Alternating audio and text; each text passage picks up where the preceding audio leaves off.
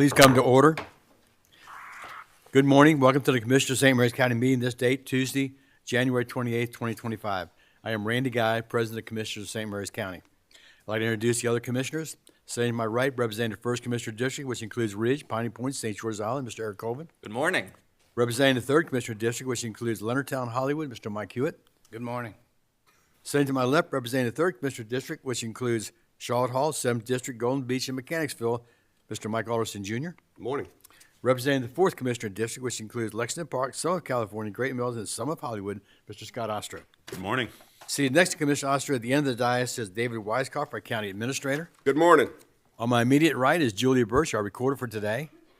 Sitting at the table to my right is our Communication Director, Ms. Jenna Guzman. Good morning. Our video and media producer team is behind the glass, except for Amy. She's out here as our official photographer. Please turn your cell phones off or on vibrate. When you come to the presenter's table, please approach by coming down the center aisle. And remember, this meeting is being televised, so you need to speak clearly and directly into the microphone for recording purposes. At this time, we'll have the invocation and pledge by Mr. Commissioner Alderson. Please stand.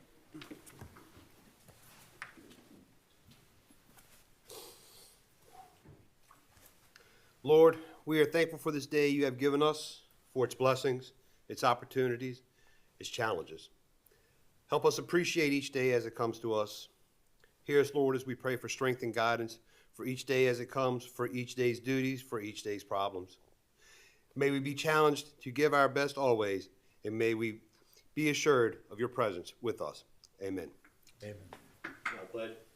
I pledge Allegiance to the flag of the United States of America and to the republic for which it stands, one nation, under God, indivisible, with liberty and justice for all.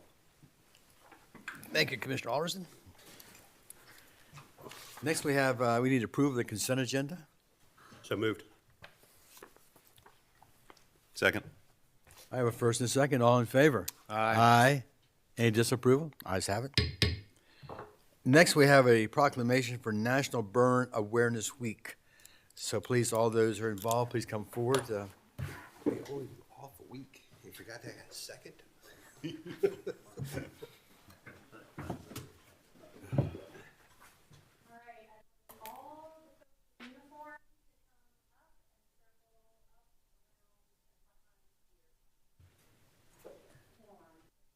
gonna let those guys get squared away first. Unless you're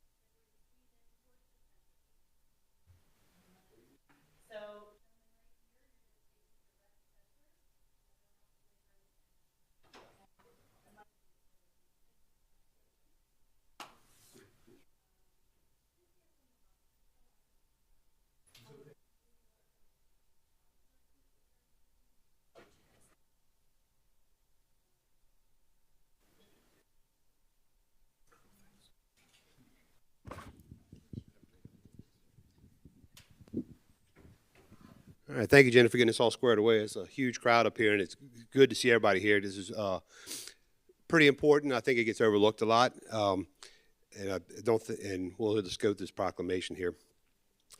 Whereas burn injuries remain a leading cause of accidental death and injury in the United States, with hundreds of thousands of individuals receiving medical care for burn injuries annually, and whereas this year's National Burn Awareness theme, Burn Prevention, where you live, work, and play, preventing burns in the home, emphasizes the importance of addressing and reducing burn risk in our living spaces where preventative actions can save lives and reduce injuries. And whereas the work of our Department of Emergency Services, volunteer fire departments, and first responders and medical professionals plays a crucial role in protecting our community, providing essential education on fire safety, and delivering swift and compassionate care to those who sustain burn injuries. And whereas advancements in medical research and treatment, combined with the dedication of healthcare providers, rehabilitation specialists, and public safety personnel, has significantly improved burn survival rates and quality of life for survivors, while continuing efforts in education and prevention reduce the incidence of burns each year.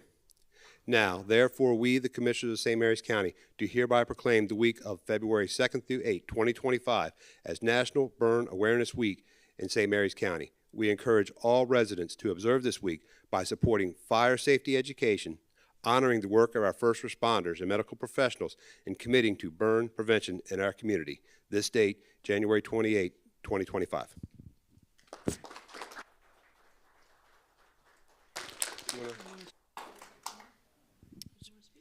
Good morning. I'm Melissa O'Connor. I'm the Burn Program Manager at MedStar Washington Hospital Center. We are so pleased that you have all agreed to recognize formally the American Burn Association's National Burn Awareness Week. This is a very important initiative nationally, so we're very thankful that you all have agreed to participate. Yeah, good morning. So I just want to take a minute to really acknowledge the work and the partnership between MedStar Health, our fire service community, our EMS community, and our community at large. My prior vocation, I was a firefighter, and the most impactful call of my career was December of 2011, and we had a young lady, a 17-year-old, who was burned very badly at a campfire when another young individual poured gasoline on the fire. These are 100% preventable. And when you follow the course of someone's tragedy from that incident all the way through their recovery, this young lady that I speak of, now this many years later, is married, has her college education, is pursuing her life dreams. But that tragedy for that family, for that individual, that community, is really impactful to them, to the first responder community, to the healthcare professionals that care for them. And if by sharing one story, we can prevent that for one additional family, that impact is so far-reaching. And we thank you, MedStar, for the partnership, our fire service community, and our special guest today, who is a survivor in our own community, who may or may not wish to share a few words with us this morning. Riley comes to us from Mechanicsville, who recently experienced a traumatic burn injury herself. Now, Riley, do you want to say a few words to the community about your experience, or want to give it a shot? Yeah? Got this, Riley.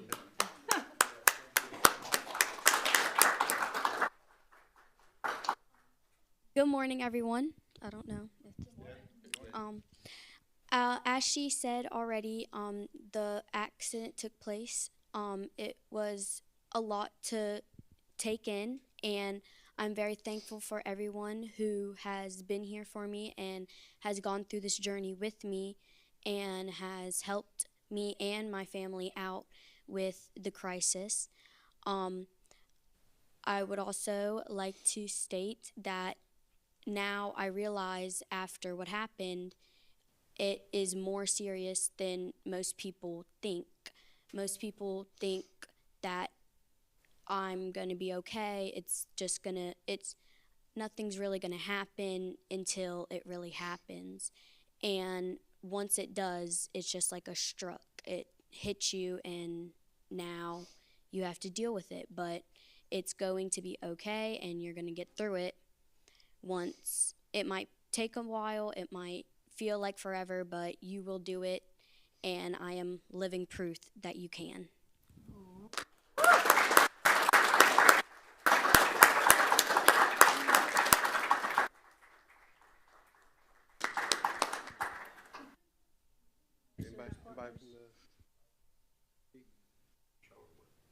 I think Ernest. Do you want to introduce anybody? Okay. We do introduction? Introductions?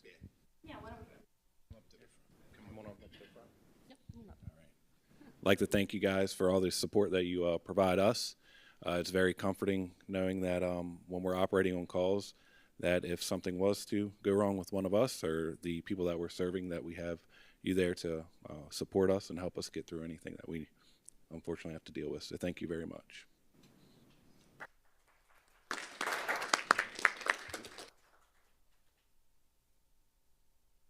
Introduction?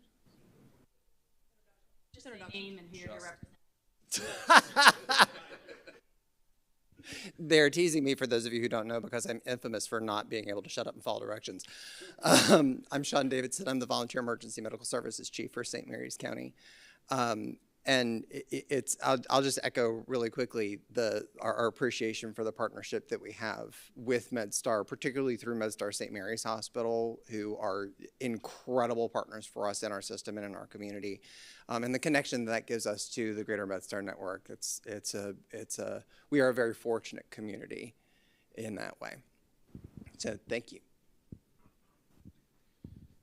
Good morning, everybody. My name is Paul Nicholson. I'm a newly hired captain with the Department of Emergency Services, and exciting to be here today to talk about the continuum of care and everybody that partners with burn care management, burn prevention. And I appreciate our paramedic here who was on the call and helped care for the young lady over there, and look forward to working with everybody as we move forward. Always put on the spot. My name's James. I'm one of the lieutenants with DES, and I got to care for Riley when she was injured. I don't get the after effect most times of seeing patients after I drop them off at the hospital or send them in a helicopter, so it was a very nice surprise to see her this morning, and it made me feel very well appreciated that she got the care she deserved at the facility that needed to care for her when she needed it the most.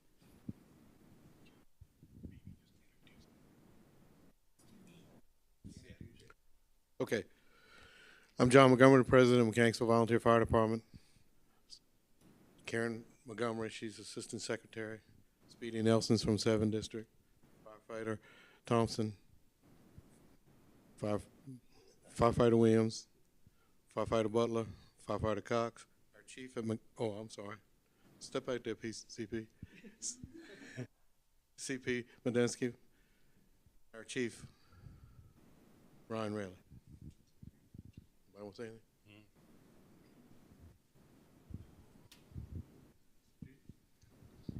And I'm Kelly Bell. I am the Recruitment and Retention Coordinator. Jay Mattingly with Emergency Services. Kirsten Shea, Emergency Services. Well, I can't top what Riley said, but I am very appreciative. See, I cry. Of everything that everybody has done for us. Really, really am. And thank you.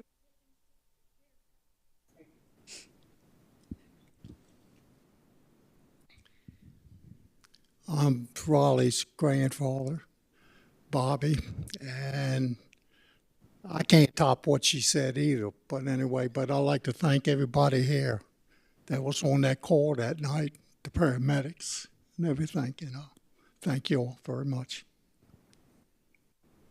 Want to say something else?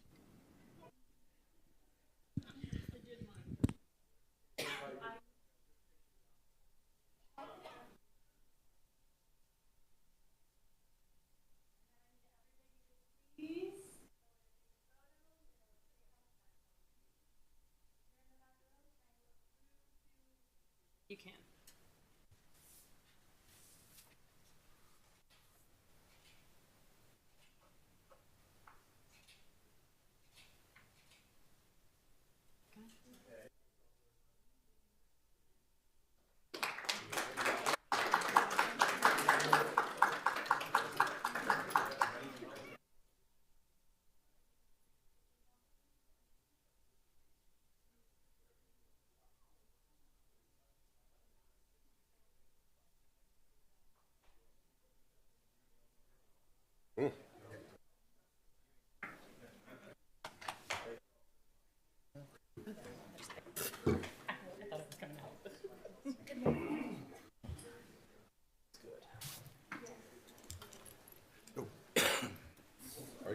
Normally you don't. I didn't realize they were on the site. Normally you don't store 'em over I here. went in the wrong way.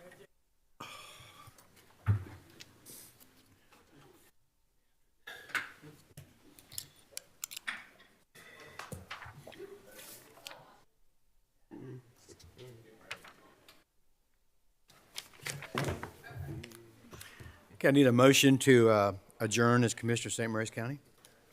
Move to adjourn as Commissioner of St. Mary's County and reconvene as the St. Mary's County Board of Health. Second. I have a first and second. All in favor? Aye. Any opposed? Ayes have it.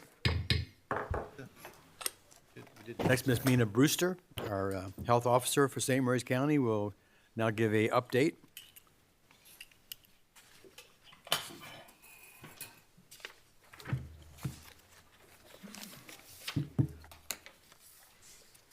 Good morning, Commissioners. Good morning. Morning. Morning.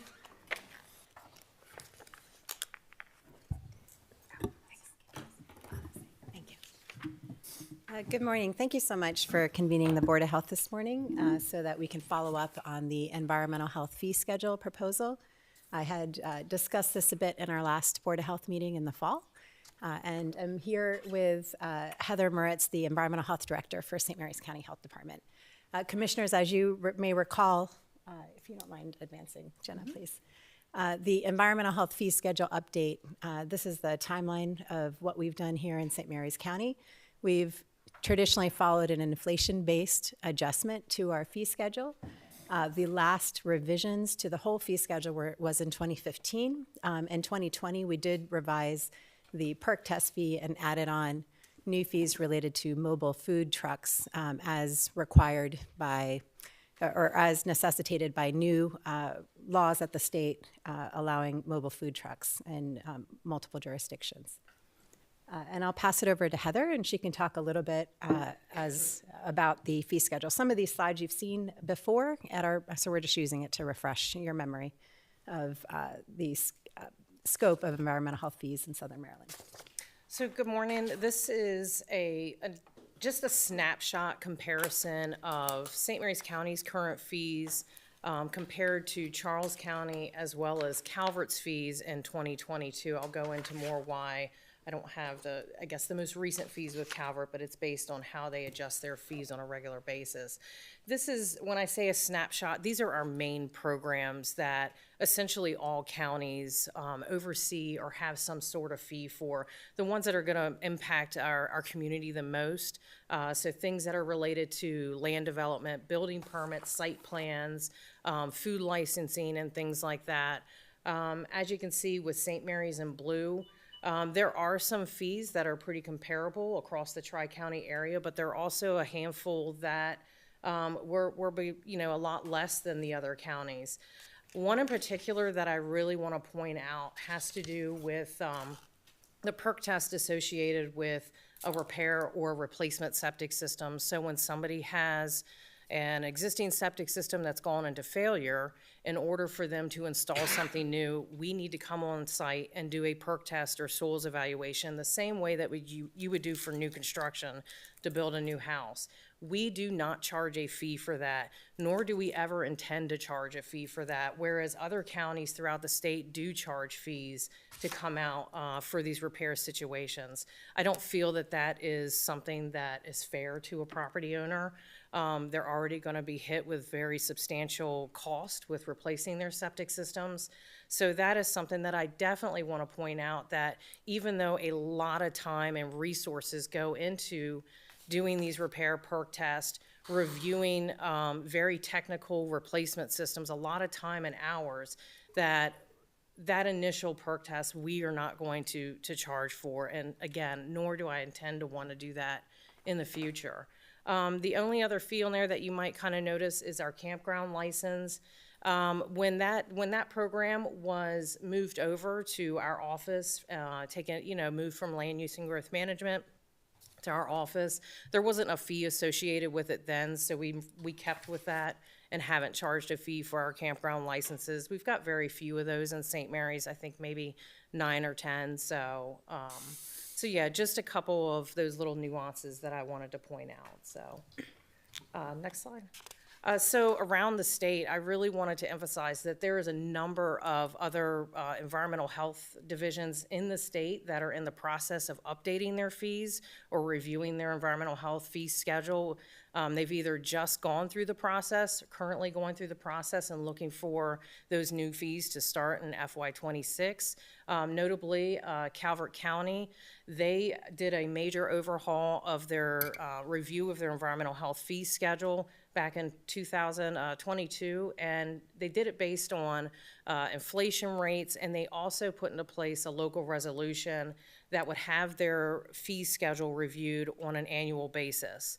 So something to really keep in mind. So since 22, they have had that annual review, and you can see that those fees have increased just slightly because every year inflation goes up a little bit, but when you look at a cumulative rate over a decade, it's quite a bit. So it's the best way to minimize the impact on the community, but also ensuring we're kind of closing the gap on the services that we provide. Carroll County is another county that just updated their fees back in 2025, and they've been directed to do the same kind of review on a regular schedule, but they're looking at every 2 years. So, next slide. Just some other counties that you could also look into: Harford County, Howard, and Caroline County are all in the process of doing a review fee schedule or have just completed one. So what is St. Mary's County proposing? For me, we felt that the best way is to continue looking at the inflationary changes each year to determine what our fee schedule should be. That inflation will determine, does that fee need to be increased that year, or does it remain unchanged? I think that's the easiest thing also for the community to be able to look at and say, well, I can see where the rates are going to go in the next year and everything like that.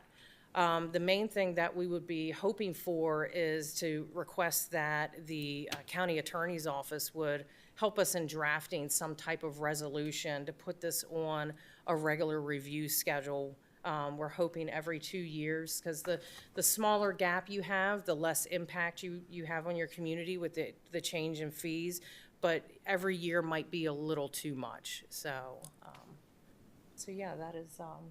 So Thank you, Heather. ask a couple questions. Sure, please do. Thank you. So first off, I've looked at the proposed fee changes, and none of them look drastic. So that's good to know. Just overall, this doesn't really feel like a Board of Health discussion. This feels like it fits in more with our budget discussion when we adjust fees. So, I don't think we're making a decision today. I think this will fall into the normal budget process when all of our fees get adjusted. Is that right? So I'll defer to your decision on that. The precedent has been that we've done this in a Board of Health meeting, and that the Board of Health is who sets the environmental health fee schedule for the county. Okay. And so that's why we convened a Board of Health meeting, because under the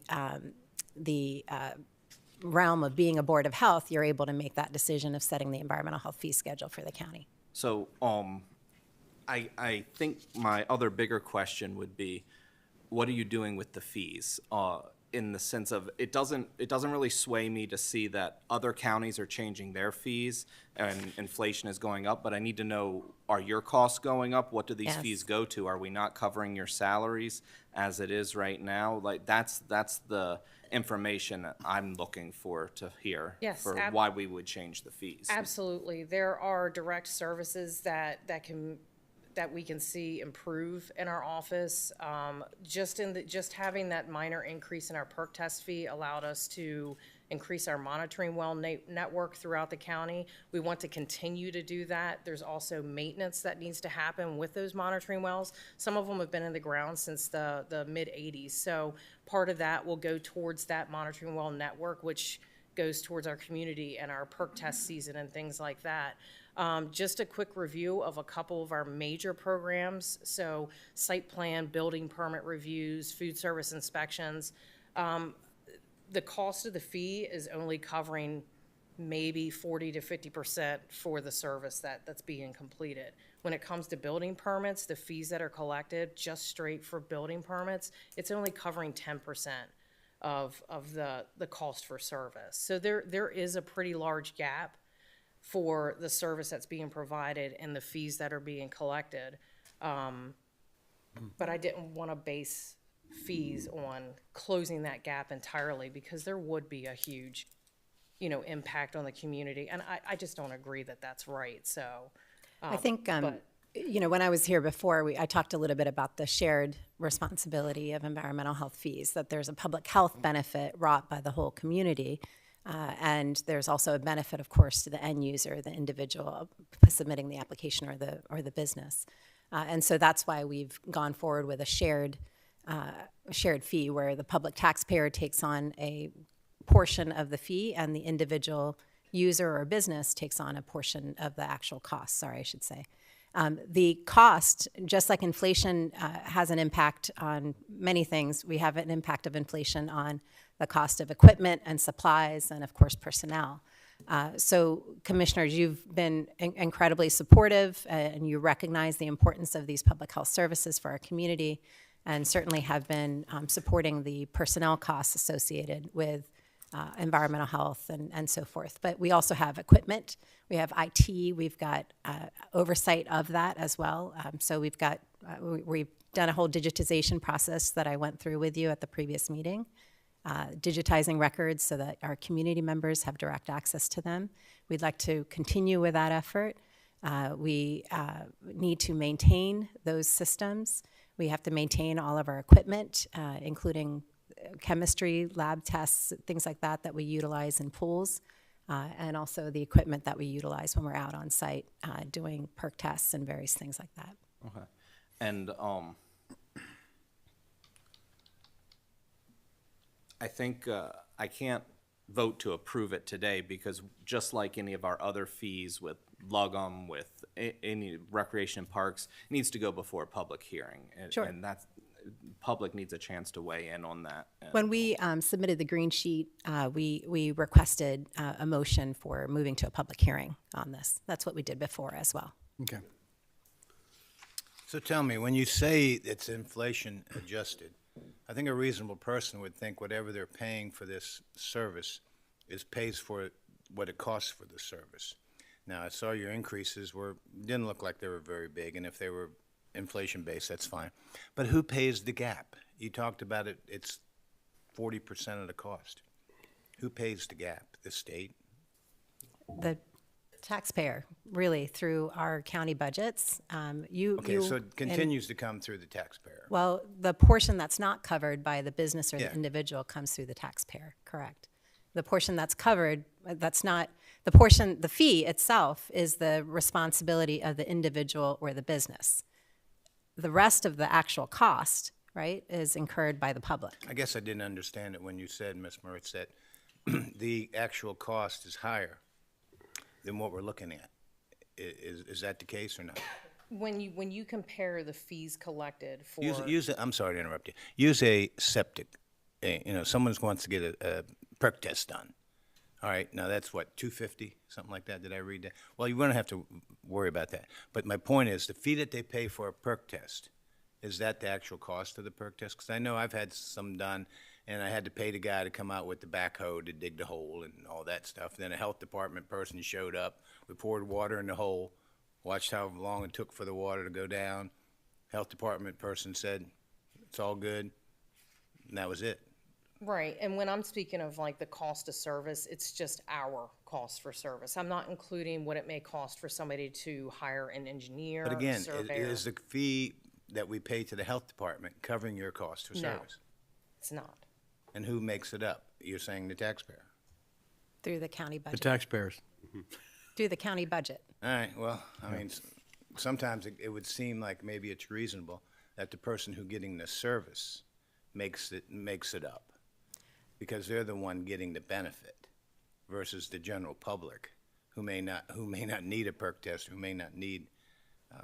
Sure. Well, and I think it depends, I'm sorry. I think it please go depends on the service we're providing too, because a food service inspection benefits everybody that enjoys our restaurants All right, good throughout the point. county Good point. and things like that. So When I there think are, about your yes, I swimming agree. pool There people- are some things that are specific to a person, but there's most of our programs they benefit the entire community. Okay, all right, thank you. One other thing on the perk test, I know not long ago that we were briefed that there are many of these older communities, because they're either failing perk tests, they can't put anything kind of, the present systems won't fit on their lot, for example. They're now holding tanks.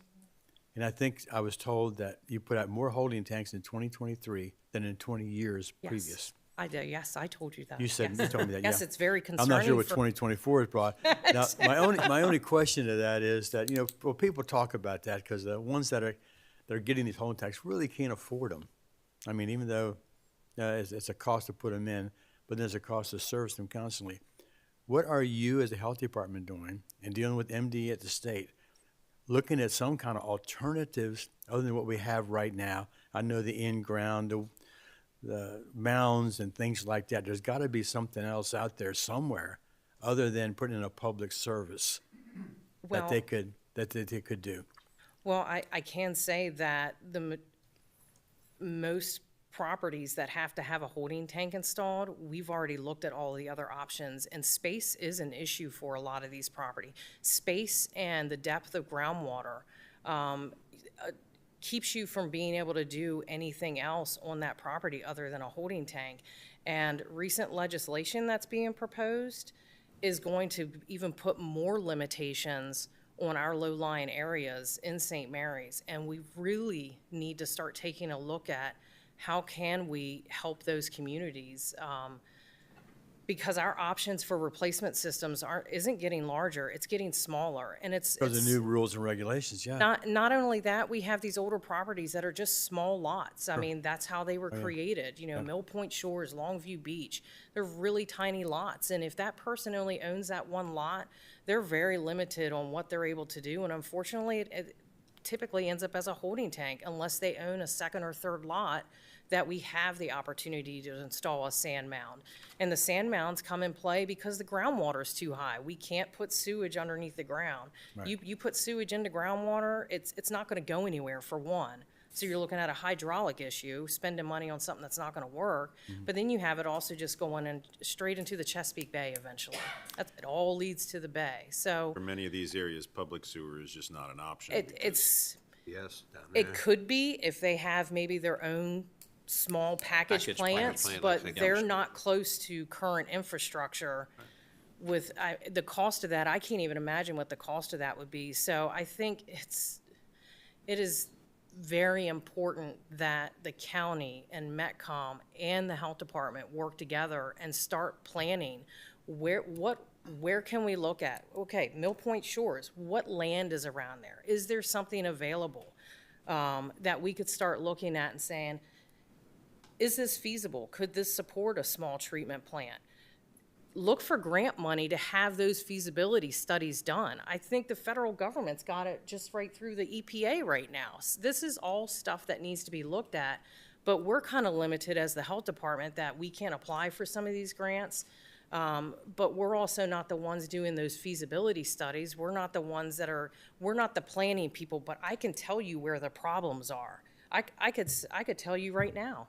I can tell you exactly where all the problems Is are. with this- MDE at the Maryland level, that's a problem? I'm sorry?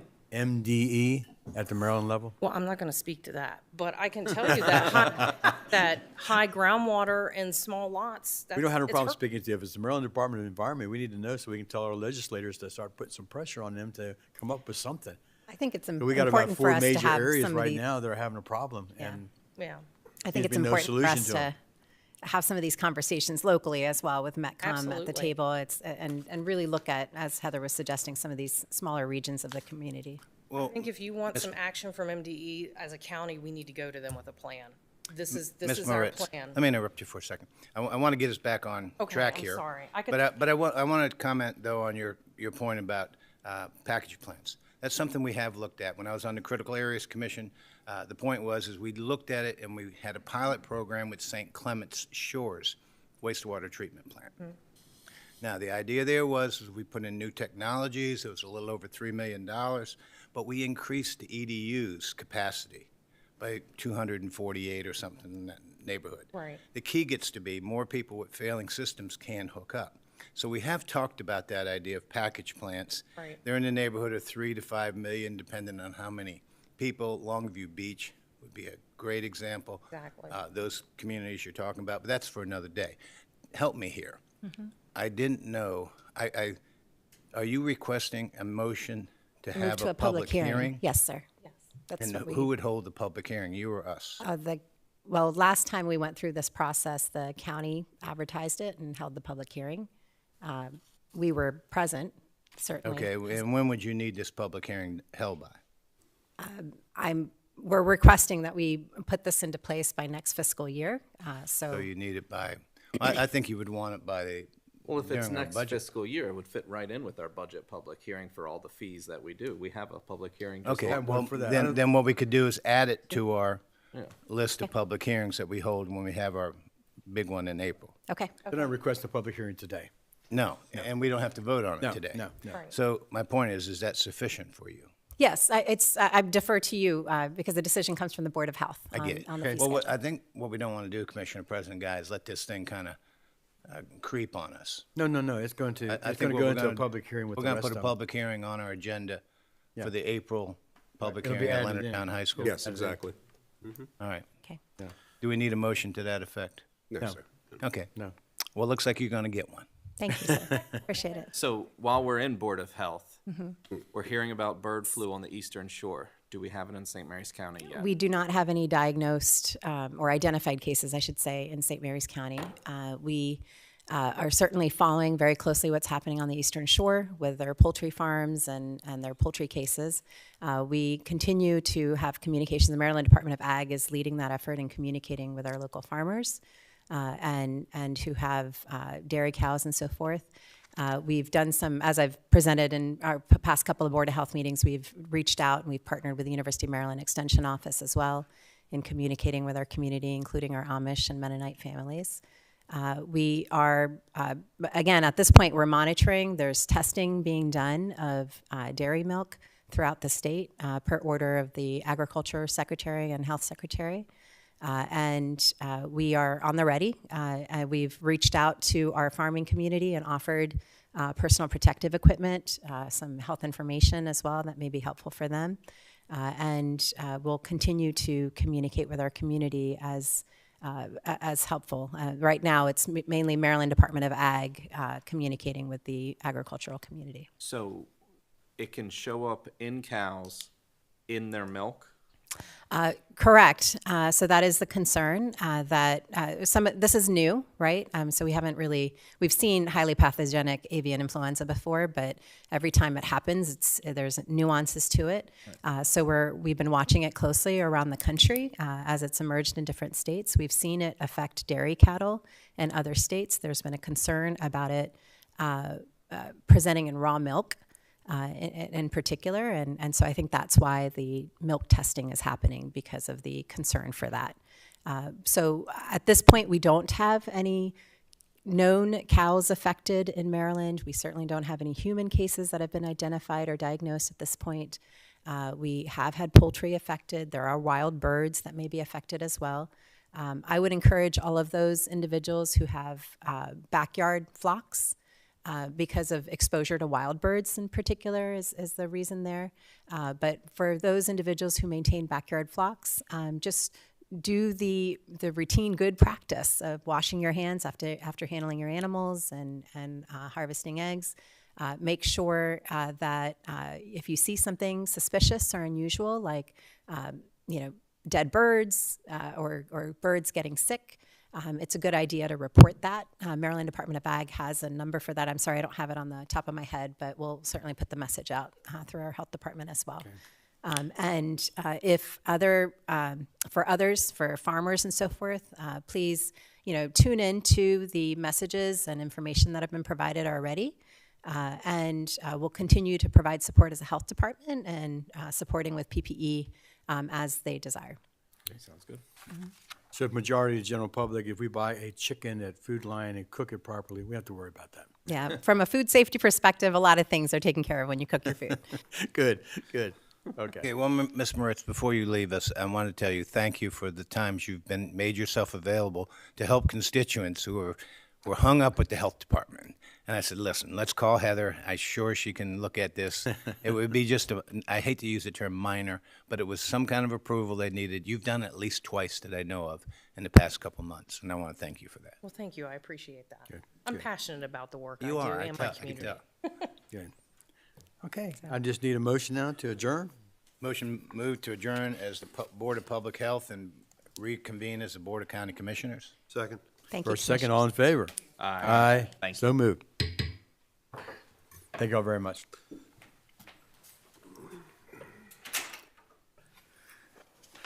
Okay, next, going back to our main agenda, Department of Finance request for public hearing, Hollywood Rescue Squad request for public hearing to increase rescue tax. We have our Chief Financial Officer, Ms. Van Cleve, and I think Ms. Weibel, he is the president of the Hollywood Volunteer Rescue Squad. Come on up, ladies. Come on up, ladies. Have a seat.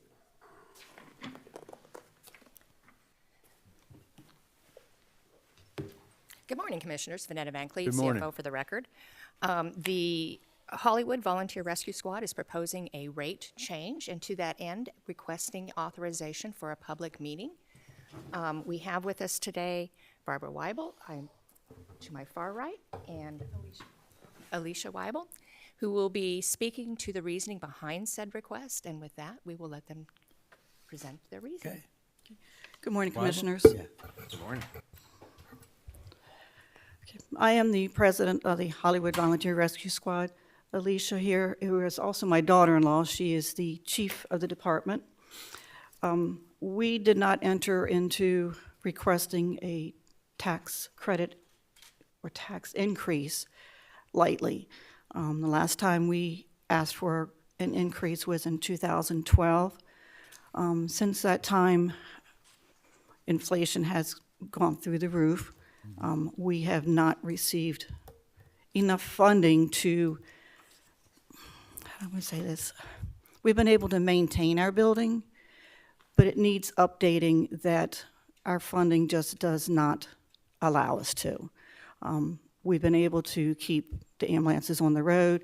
We have modern equipment, but now our building needs to be modernized, and that's our main request as to, why we're requesting the increase. Sorry. Your slides are here if you want to proceed to the next slide. Lisa, can you and I switch? Yeah, we can switch.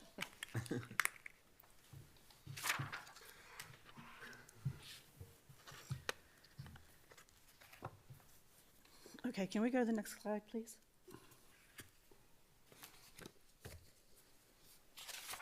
So we are actually celebrating our 50th anniversary this year. We've been providing emergency medical systems services to the county since 1975.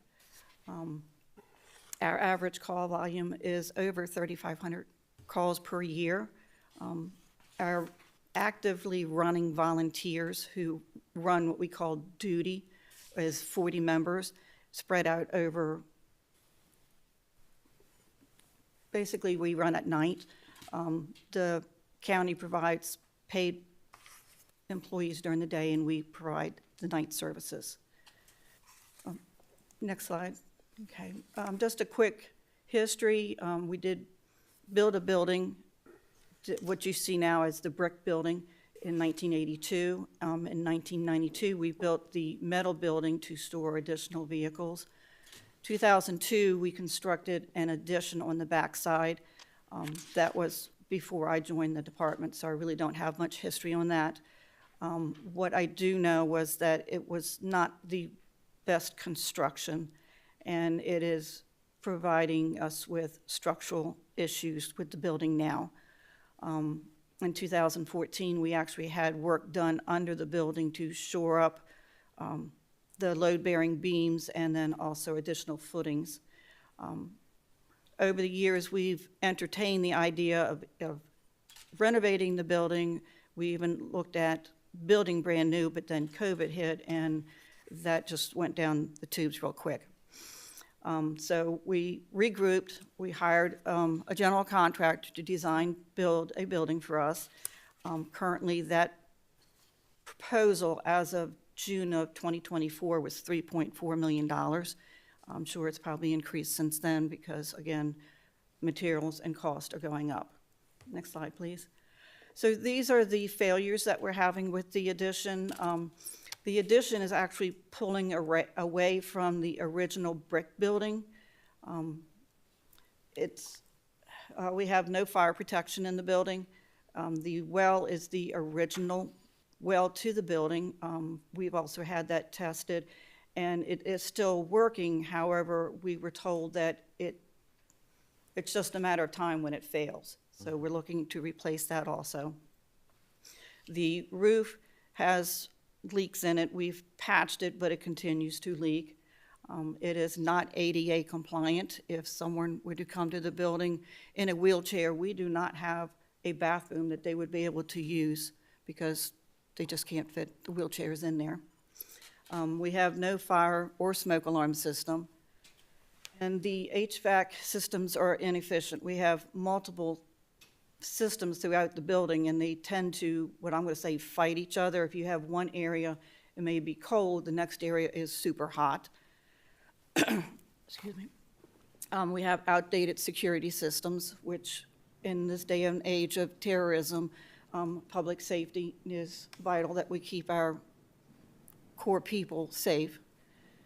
Our IT is outdated, and then we have a severe lack of storage. Some of our equipment is actually stored in sheds and in the metal building when it should be stored actually in the building where we have easy access to. Thank you. Quick pictures. The picture on the right that shows the bunk beds. If you can see, there's an actual window air conditioner in the window, and that's to keep our employees cool at night. The heat rises and it just does not work well. Next slide shows the restroom go back. The restroom where it shows that the wheelchairs are not accessible.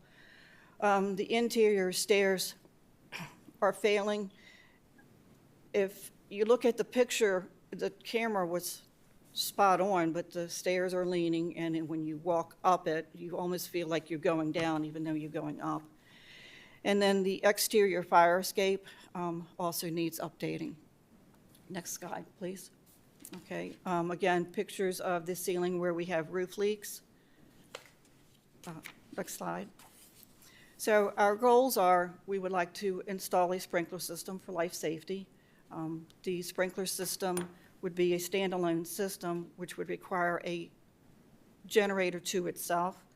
We would like to replace the roof. We would need a new well. The current addition we would pull completely off and construct a brand new one. Our goal would be to put all of our apparatus under one roof. Currently we have 4 ambulances and 2 chase vehicles. We're only able to keep 3 of the ambulances in the building at any one time. We would like to have a fire and smoke alarm system, updated energy efficient HVAC systems, updated living quarters for our crews. Currently, the DES people do not like sleeping upstairs for whatever reason, I don't know, but the whole addition is kind of sketchy.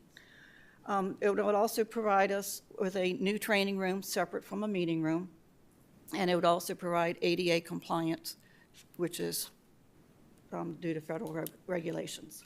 Next. This is just some research that I did regarding what is necessary to bring our building up to code. NFPA has standards on how difficult it is for older buildings to be kept modernized. Also, the fire marshal is requiring the size of the building that we would like to put up would require the sprinkler system. And then again, the Department of Justice ADA compliance.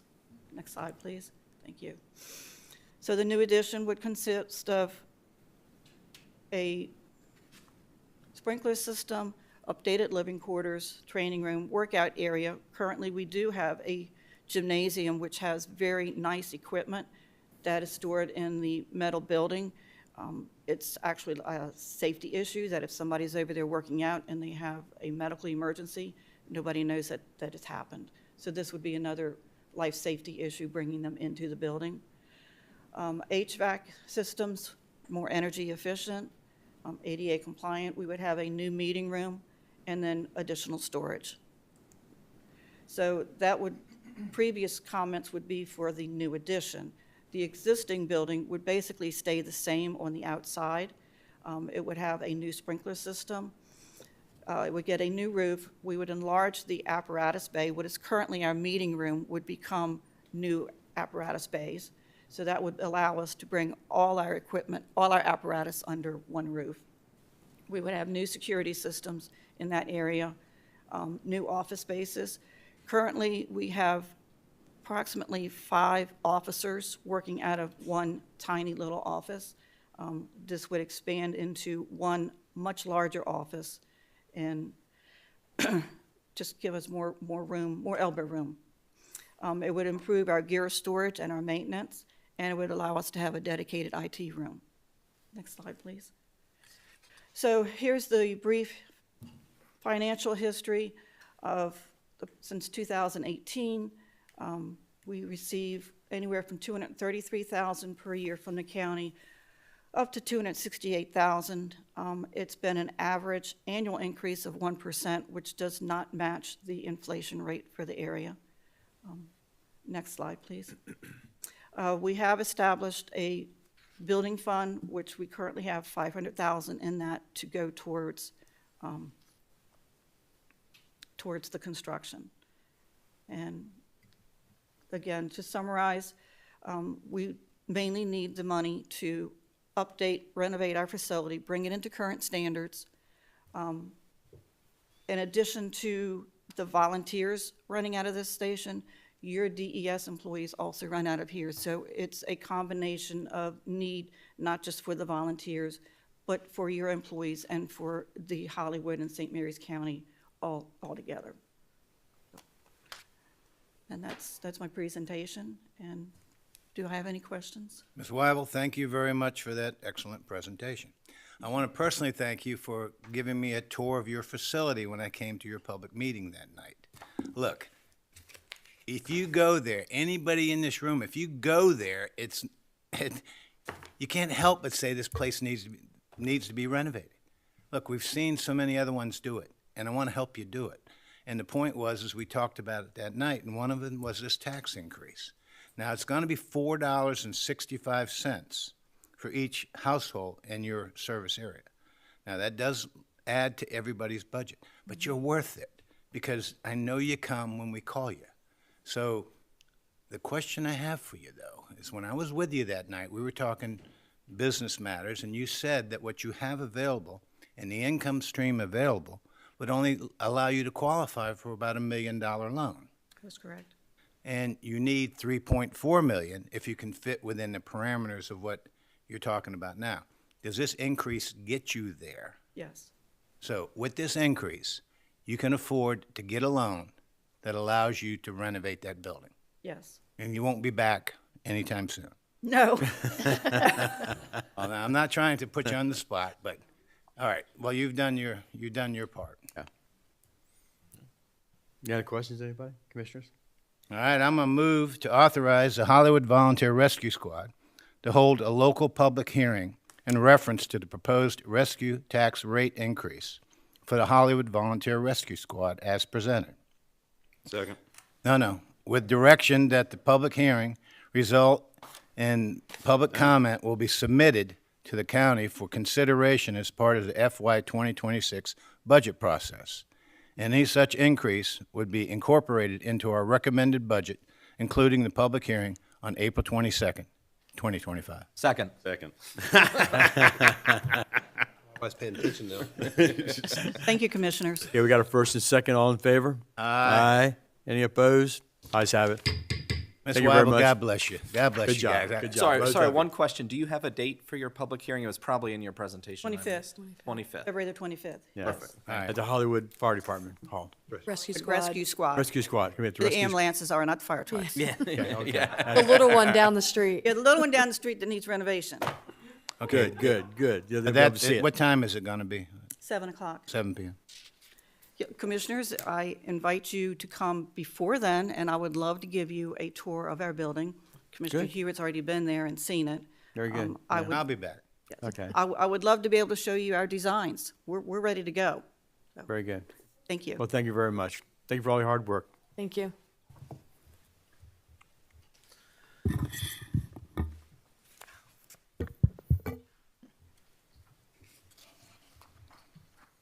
Next, Department of Finance again, request for public hearing, Leonardtown Rescue Squad request for public hearing to increase rescue tax. Good morning. Introduce yourself.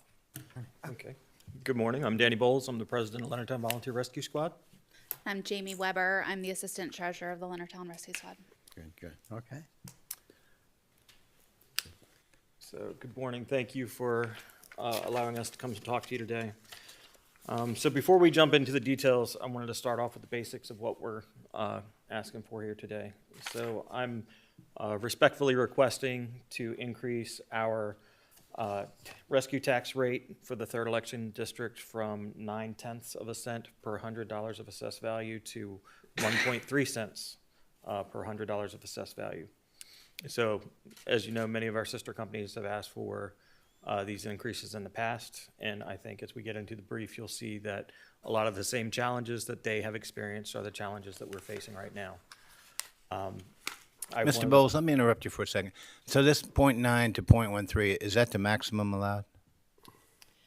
No, I don't think it is believe 15 cents is the max allowed, but we're only asking for 4 cents per Yeah, 100. okay. My point is that, you know, the last group, they've got a tough situation, and they're asking for the max. So you're not asking for the max? No, not at this time. Oh, thank you. Go ahead. Okay. So the challenges that we're experiencing include just daily operating expenses. They're increasing beyond the average inflation rates for the goods and services that, you know, we use every day, vital to our existence. We've experienced increased capital investment costs for apparatus, and with those long lead times for vehicle delivery, we also have the issue of maintaining the current vehicles in the fleet and stretching their serviceable life along. So we're currently experiencing some limitations to our aging infrastructure in our new operating environment, working hand in hand with DES. We're already finding creative ways to fit everyone under the same roof. Just this past winter, we opened our doors up to the medical duty officer so that their vehicles, meds, and their providers would not be in the cold, so to speak. So we've already found ways to incorporate them into our building and into our vehicle base. So one of the good problems we have is that our recruiting efforts from 2024 to present have been paying off very well. So we project in our 5-year plan that we'll need considerable renovations, relocation, or a new building to maintain our continuity of operations and accommodate the increased station presence of all the members that we have. From the time that I submitted this presentation to the county, we've added 5 additional members to our ranks, and we have 7 more applicants waiting in queue to be approved. Good work. So I'm proud to say that, you know, increasing our end strength is something that we have going on, and I hope that it proves to demonstrate to the commissioners and the citizens that our volunteer system is still viable even in this hybrid environment.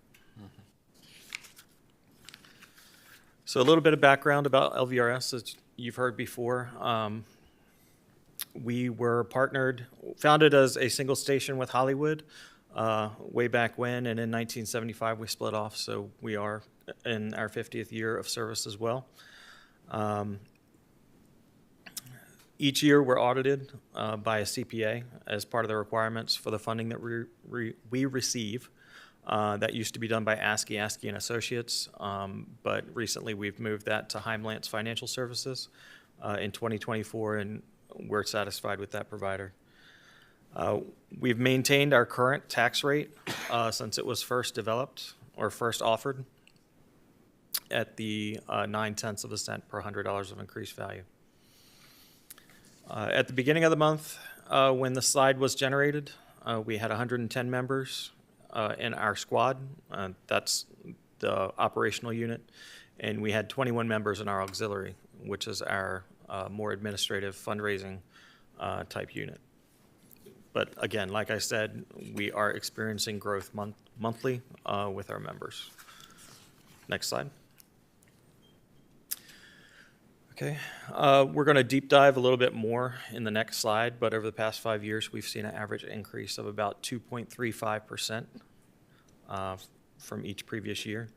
So from the $263,000 we received in FY 2020, the annual amount for 2024 of $290,000 increased by about $27K.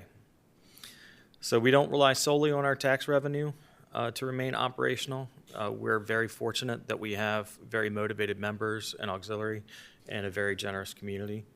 And over the last 5 years, we've managed to raise $183K through our fundraising efforts. So this tax revenue will go a long way to keep the roof over our heads and the diesel in the tanks. But a lot of the capital investments that we've made so far have also been due to, in part, to strict financial discipline and the generosity of our members and community.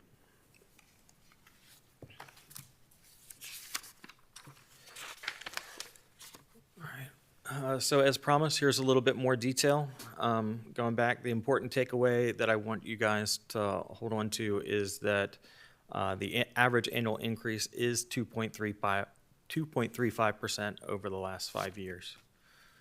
Next slide. So it would be easy to get caught up in all of the exciting stuff like new ambulance purchases or a new building. But first, I wanted to point out some of the sobering facts that we are up against as we operate month to month.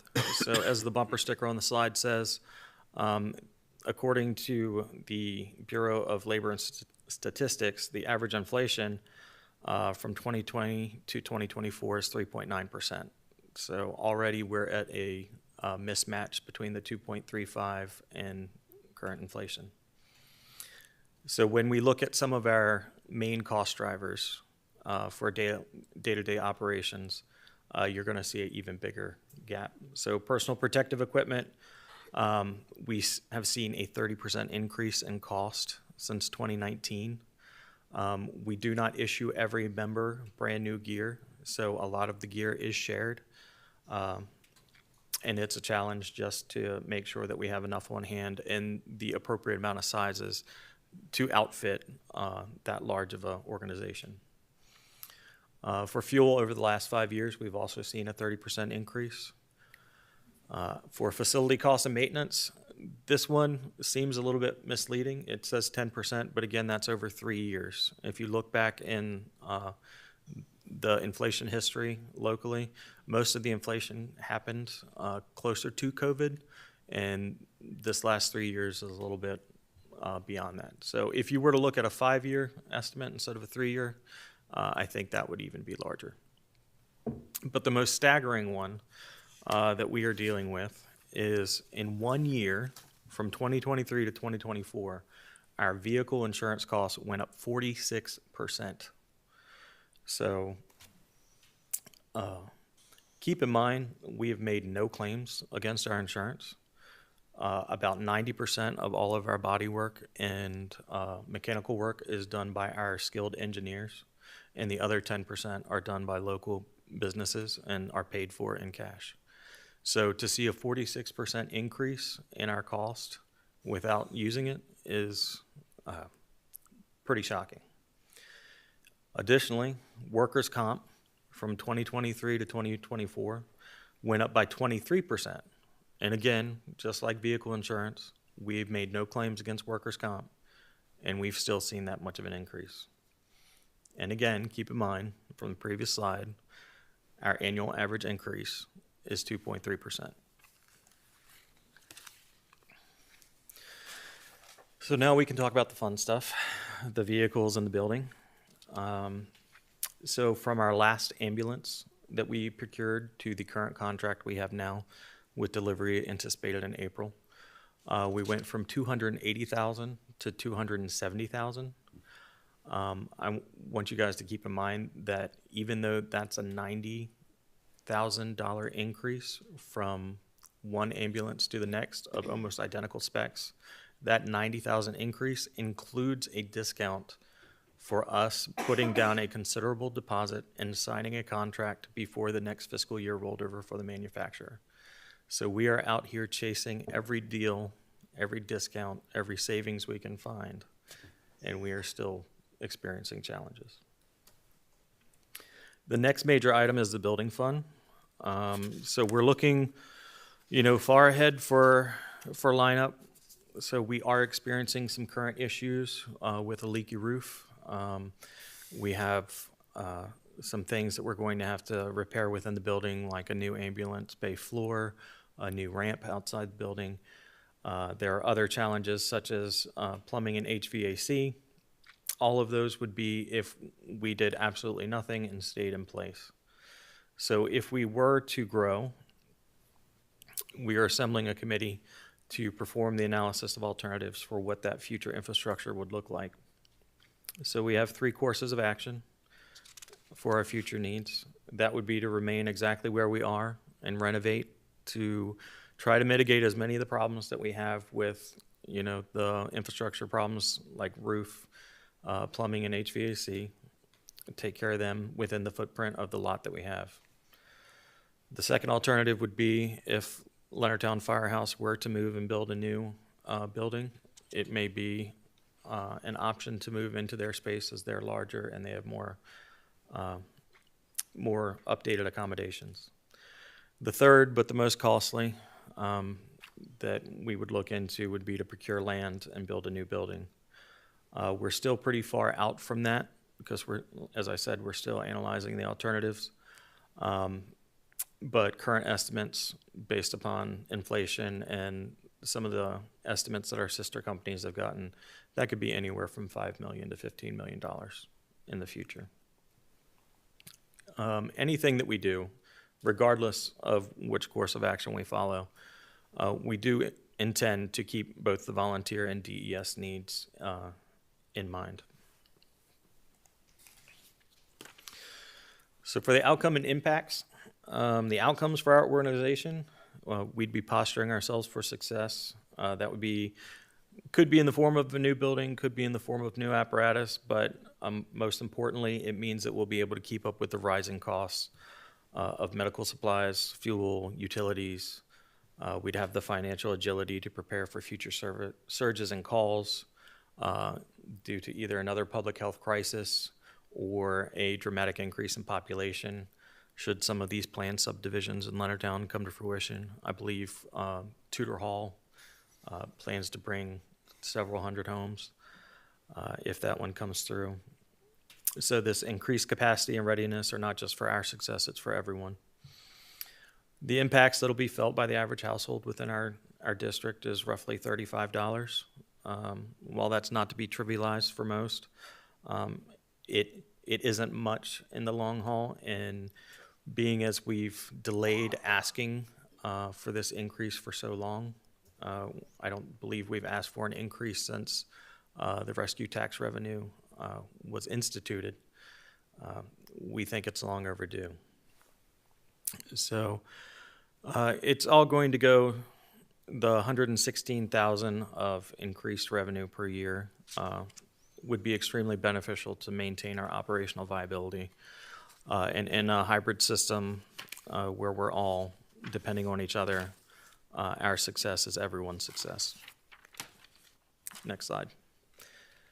Okay, so to wrap things up, the members of the Leonardtown Volunteer Rescue Squad respectfully ask that you approve a community hearing on February 25th at 6:30 to be located at our station, and further to approve our tax increase from 9/10 cents per $100 of assessed value to 1.3 of assessed value. You'd like to note the maximum rate? The question was asked her. Okay, the maximum rate for the rescue tax is 3 cents per $100 of assessed value. So we are not even asking for half of that. So on behalf of myself and my membership, I want to thank you all for your time and the support this board has provided us throughout our shared history of service. So thank you all very much. Any questions? Mr. Bowles, so Again, thank you for everything you're doing for us. You're the second one from my district, Hollywood, now Leonardtown. Sorry to see it's on the same night as their public hearing, but I'll try and make it somehow split between the two just to get a feel. Now, you're asking for an increase of $14.76 a household. That's about $1.23 a month. It just seems relatively low for the increases you're experiencing. You think that's going to be enough to get you where you want to go? So honestly, we were conservative with our estimates because we don't want to put any undue pressure on the taxpayer. Also with the current environment, with us being hybrid, and generally I think the public is confused between where the line is between DES and the volunteer system.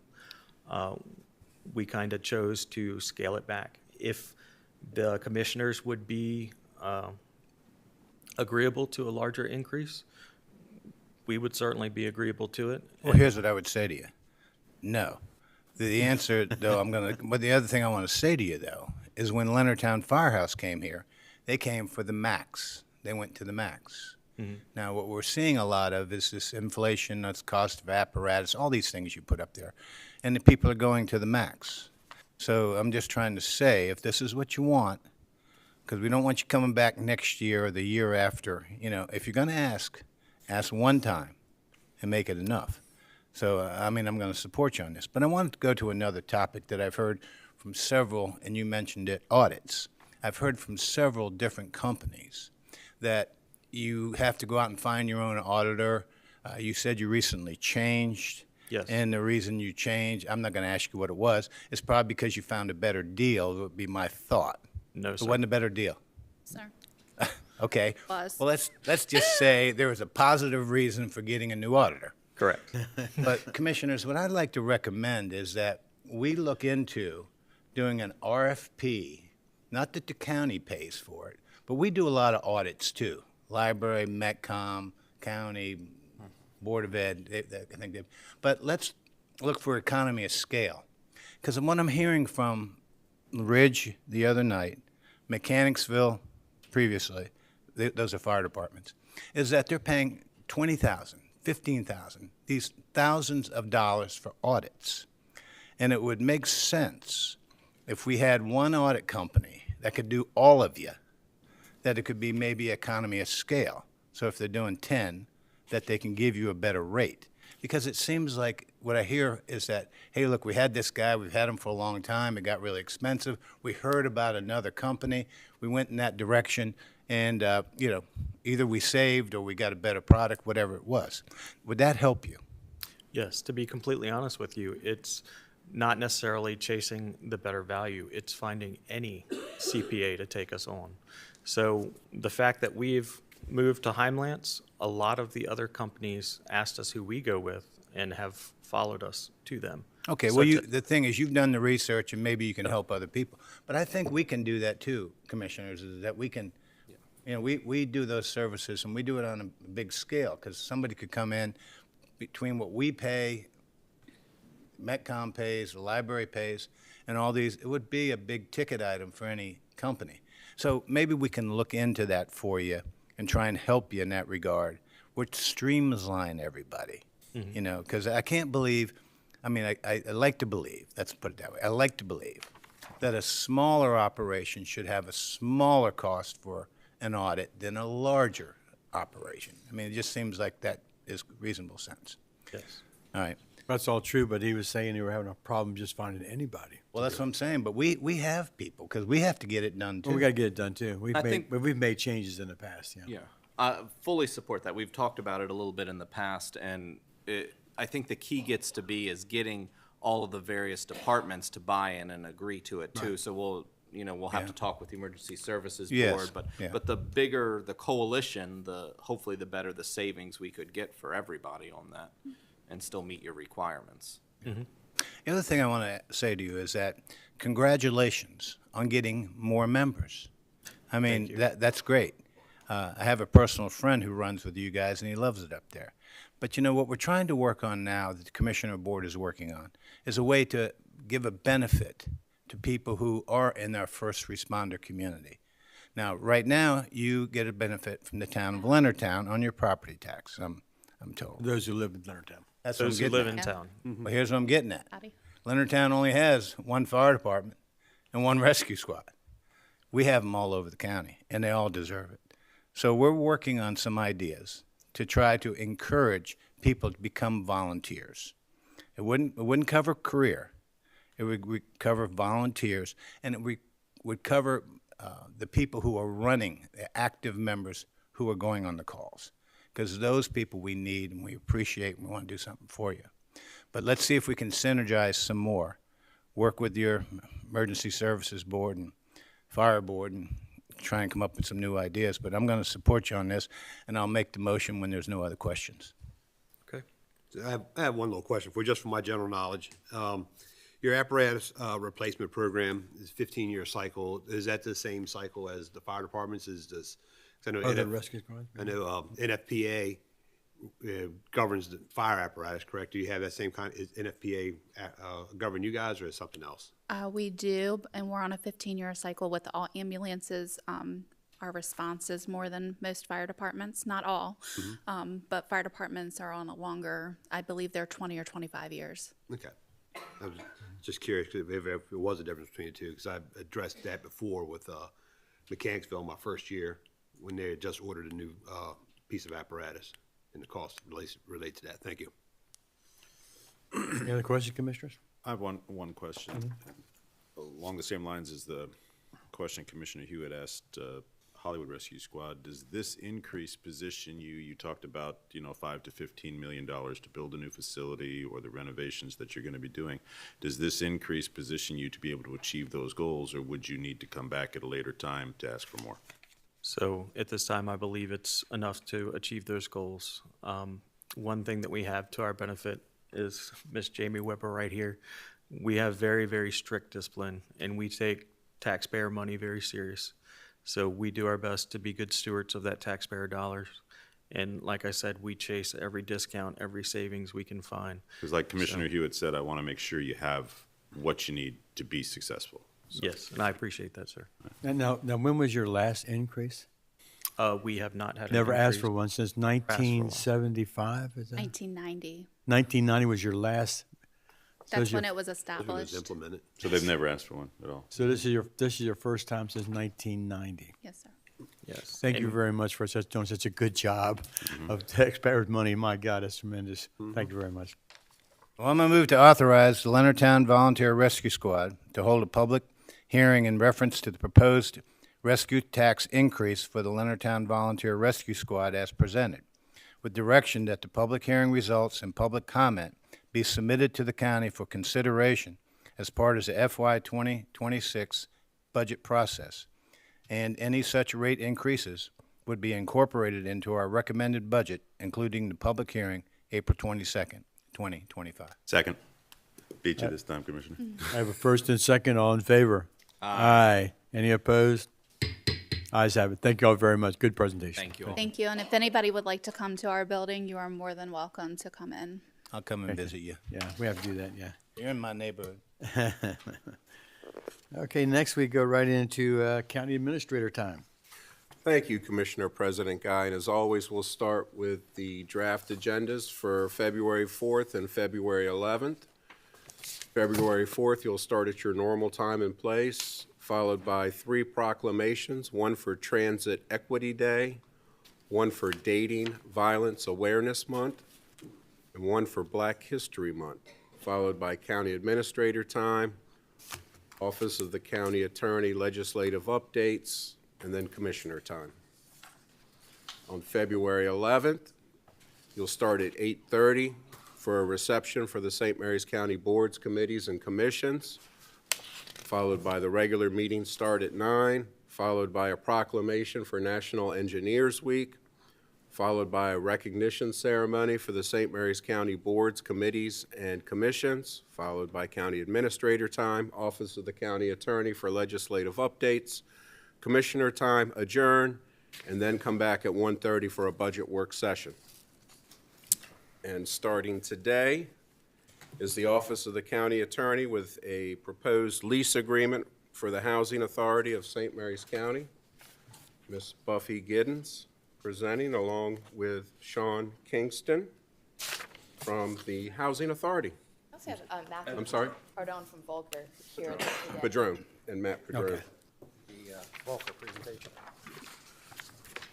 Welcome all. Good morning. My name is Sean Kingston from the Housing Authority. I have Matthew Padron with me. Together, we are proposing the development of the FDR property. I've had an opportunity to review the lease for affordable workforce housing for the county. Currently, the Housing Authority has over 3,000 families on their waiting list, and the waiting list has been closed for 18 months. This project will support the workforce housing. I believe minimum income is about $27,000 to families up to $100,000 with a mixed blend. We have a PowerPoint presentation prepared, so we'll go ahead and present that. Good morning, everybody, and thank you very much for your time. Before you start, Ms. Giddens, did you have something you wanted to introduce or tell us about in advance? I'd like to know why, how come it's coming from the county attorney's office? Your Honor, excuse me, Commissioner Hewitt, because we were asked to draft a lease, and that is a legal document. That's how it's coming from the county attorney's office. Particularly, I think in order for this project to even start, they have to be able to show that they have some control over this property, and a long-term lease would give them that. And so the county attorney's office was asked to draft the lease, which is what we have done and put on board docs for your review today. How long is the lease? This is a 100-year lease. 100-year lease? Yes, but it And is a What's the cost of the lease per year? $1, So it's essentially giving the land away. essentially. The county would continue to own it. We would continue to own it, and it would be a conditional lease. So if the project that they're proposing does not go through, then the lease would basically be null and void, and the property would revert back to the county. Now, what are the conditions that would affect that? The conditions of, You said it's a conditional lease. What are the conditions that would impact the ability for the lease to go through? right, so they would have to successfully complete the application for their low-income housing tax credits. And then they would have to demonstrate within a certain time period that that application submission has been filed with the Department of Housing and Community Development, along with any other relevant agencies. And in the event that that application is unsuccessful, they could reapply subject to the approval of the commissioners. And that would essentially be it. So if they're not successful with the low-income housing credits, then the property would revert back to the county. Tell me, do we have any other similar leases in the county?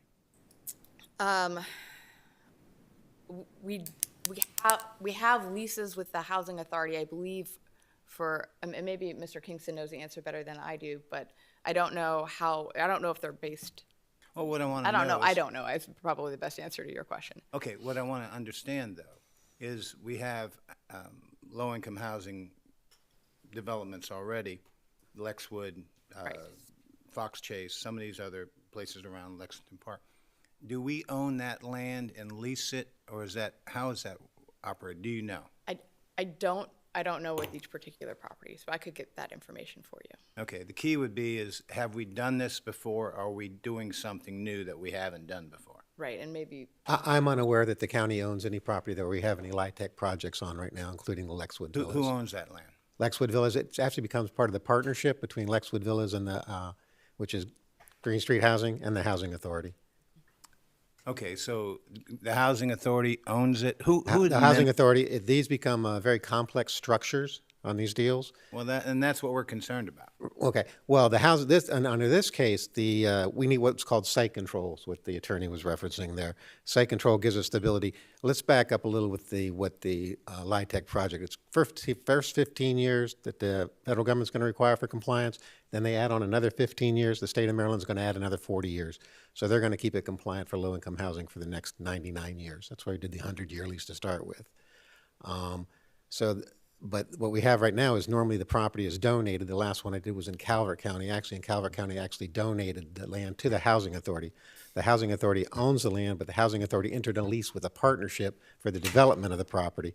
And that's why Volker and the Housing Authority have to partner together to do this, and we'll create another structure. There will be probably 6 or 7 entities by the time we get through this whole process, including a blocker, so we can get proper depreciation through the projects for the developers. Because what it goes to is the limited partners are a bunch of folks that bought these tax credits. Because it goes through syndication, so it's sold out into this partnership where all these folks are buying, usually large institutions are buying tax credits. So all the profits and losses, which is generally losses in the first few years due to depreciation, not cash losses, so they can write these taxes, take a tax credit. That's the structure. Well, again, what I think I'm trying to understand is Mhm. who are the actual owners? Yeah, well, there's several. The actual owner of the land, I'll go back in Calvert County to run it. The Housing Authority actually owns the land, but the Housing Authority leased the land to a partnership under a 99-year lease, so the partnership owns it. Those Okay. partners are the syndicators, the folks that bought the tax credits. They normally pull out in year 10 because that's when they've exhausted their ability to get. The IRS, Section 42, keeps them in compliance if we don't do what we're supposed to do to go back and recap these tax credits for 14, 15 years. So for 15 years, there's a liability to them if we would mess up. But they normally are comfortable after 10 years of being in compliance, so they pull out. The next 15 years is we're on our own with the IRS. After that, the state of Maryland puts other restrictions on the property. This is very complex. Yeah, it's impossible to explain in a few minutes. Well, you might have to. I'll do my best. And this isn't we're getting a lot of comment Yes. from constituents Yes. who are concerned about degrading a neighborhood that's doing very well. Mm-hmm. And where I'm going with this is, I'm not sure I'm in a position to make a decision today. Right. What I may need to do is get more information. If you can't do it today, then we're going to have more meetings. Well, we can have as many meetings. I'll give you as much information as we possibly can, but I can assure you right now, we're not going to denigrate a neighborhood. We're going to and bring up a neighborhood. Tax credit Well, is not. Then help me. Okay. I've sat on the Board of Education back in the 90s when a lot of these projects were done. Mhm. And 25 years later, I've seen these particular areas have more crime issues, more issues with social mobility and things like that.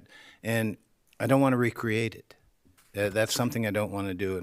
But I do believe that if this housing does benefit working families, if it can help people who are, say, in our educational system or in our law enforcement or in our county or just anybody in this, because I came from small business and I was not part of the people who worked on base. I was the other economy where people made $20, $22 an hour, and they worked very hard for that money. And what I'm going to say is they're good people and they're good, hardworking people. They need affordable, decent housing.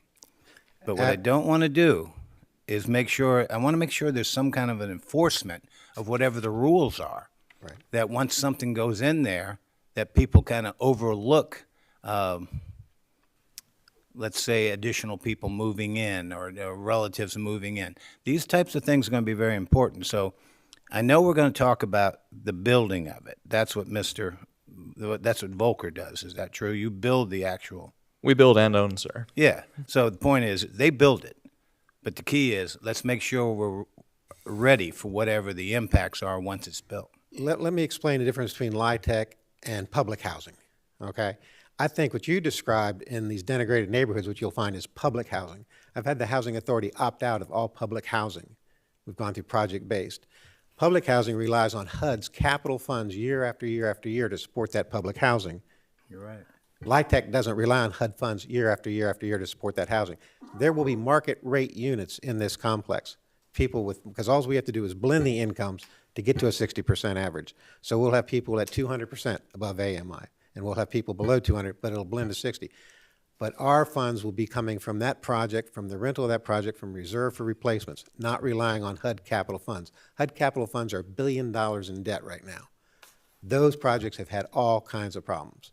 So the Housing Authority, they did have public housing, they don't anymore. We did rental assistance demonstration through HUD, which says you could opt out of the public housing, bring in other funds and other investors to bring this property up, sign HAP contracts with them, which is a housing assistance payment contract with a third party to invest funds into these. So we've done that. You're right, it happens in public housing. I'm against public housing. I don't believe there should be any more public housing. I believe in more choice, but LIHTC is not public housing. Okay, well, I know other commissioners probably have questions. If I could just jump in for a moment too to introduce our organization and maybe elaborate a little bit more on that. So we are a privately owned company. We're a developer. We specialize in affordable workforce housing essentially across the country. So I handle our development efforts in the Mid-Atlantic region. Very familiar with St. Mary's County personally. I have family in the area. I very much understand the need for housing to support the workforce. So this will ultimately be privately owned housing by our organization. We're partnering with the Housing Authority, and we will work with essentially private investors, syndicators who will buy equity stake in the projects. So this ends up being frequently banks, large financial institutions that need to reinvest in their communities and see a financial return in doing so. We will own and be responsible for operations of the property, personal stakes in that, so there's a very personal incentive to make sure that the property remains of the highest quality. We have extremely high standards for tenants. We do background checks, credit checks, need to demonstrate income to support their their housing, and we actively maintain the property. We build in robust budgets to ensure that it remains a great asset. Again, something that we own as a company, as a private organization as well. Just to clarify who this will serve, we're structuring rents to be affordable to residents between 30% and 80% of area median income. It's kind of a opaque number. That works out to be, for an individual at the lowest income level, $27,000 a year that worked and earned, up to family of four earning about $106,000 a year. So it is a wide range of income that supports the local. Back up for a second.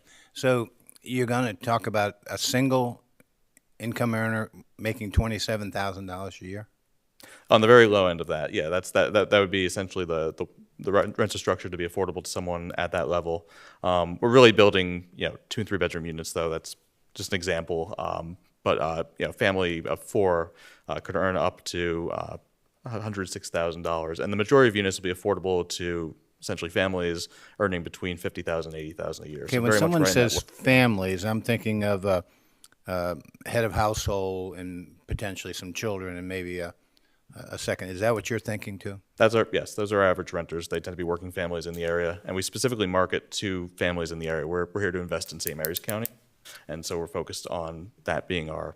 So these wouldn't be targeted towards individuals living in a unit? I mean, honestly, they're 2 and 3 bedroom units, so we don't anticipate individuals really would. I just use that as an income range. They'll be marketed to anyone. We have to follow fair housing laws and be available, but really fundamentally these units are going to be structured to be affordable to working families. Well, let me give an example. Someone with a family of 4, husband and wife, or two parents and 2 kids making $80,000. Would they fit in this program? Yes. Okay. Thank you. So can I jump in with a question just to back up a little bit? So first off, full disclosure, I'm not really in favor of this plan for a variety of reasons. But I know this was discussed previously in closed session, and I wasn't able to be there, so I don't know what was discussed there. But I'm just curious, and nothing against you. You seem like a very nice gentleman, and your company seems very successful. But how did Volker get linked in with the Housing Authority here? Because hold on just a sec. It looks like you have an existing portfolio of 14 different states that you're in, not including Maryland. And I'm pretty confident that if we were to say, hey, we've got 18 acres of land, we've got a lot of local builders who would love to jump to build on that if we were going to give it to them for free to build on. So I don't understand how we're pulling an out-of-state company to come in and build high-density housing in our county with no experience in Maryland. Volker, we started with a project in Calvert County that kind of fell through when they were looking for some land to do the price of land. But they're a developer. DHCD requires a development partner. They won't actually do the physical building. Southway Builders, which are builders, which is working down in our other area, will be building. COA, I called the county on what civil engineers they're working with. I referred them to COA. Our architects are down here. Our builders and our folks, tradesmen, will be from here. They don't actually do the physical building. Together, we put together an application. In order to get 0.9% is a very competitive application.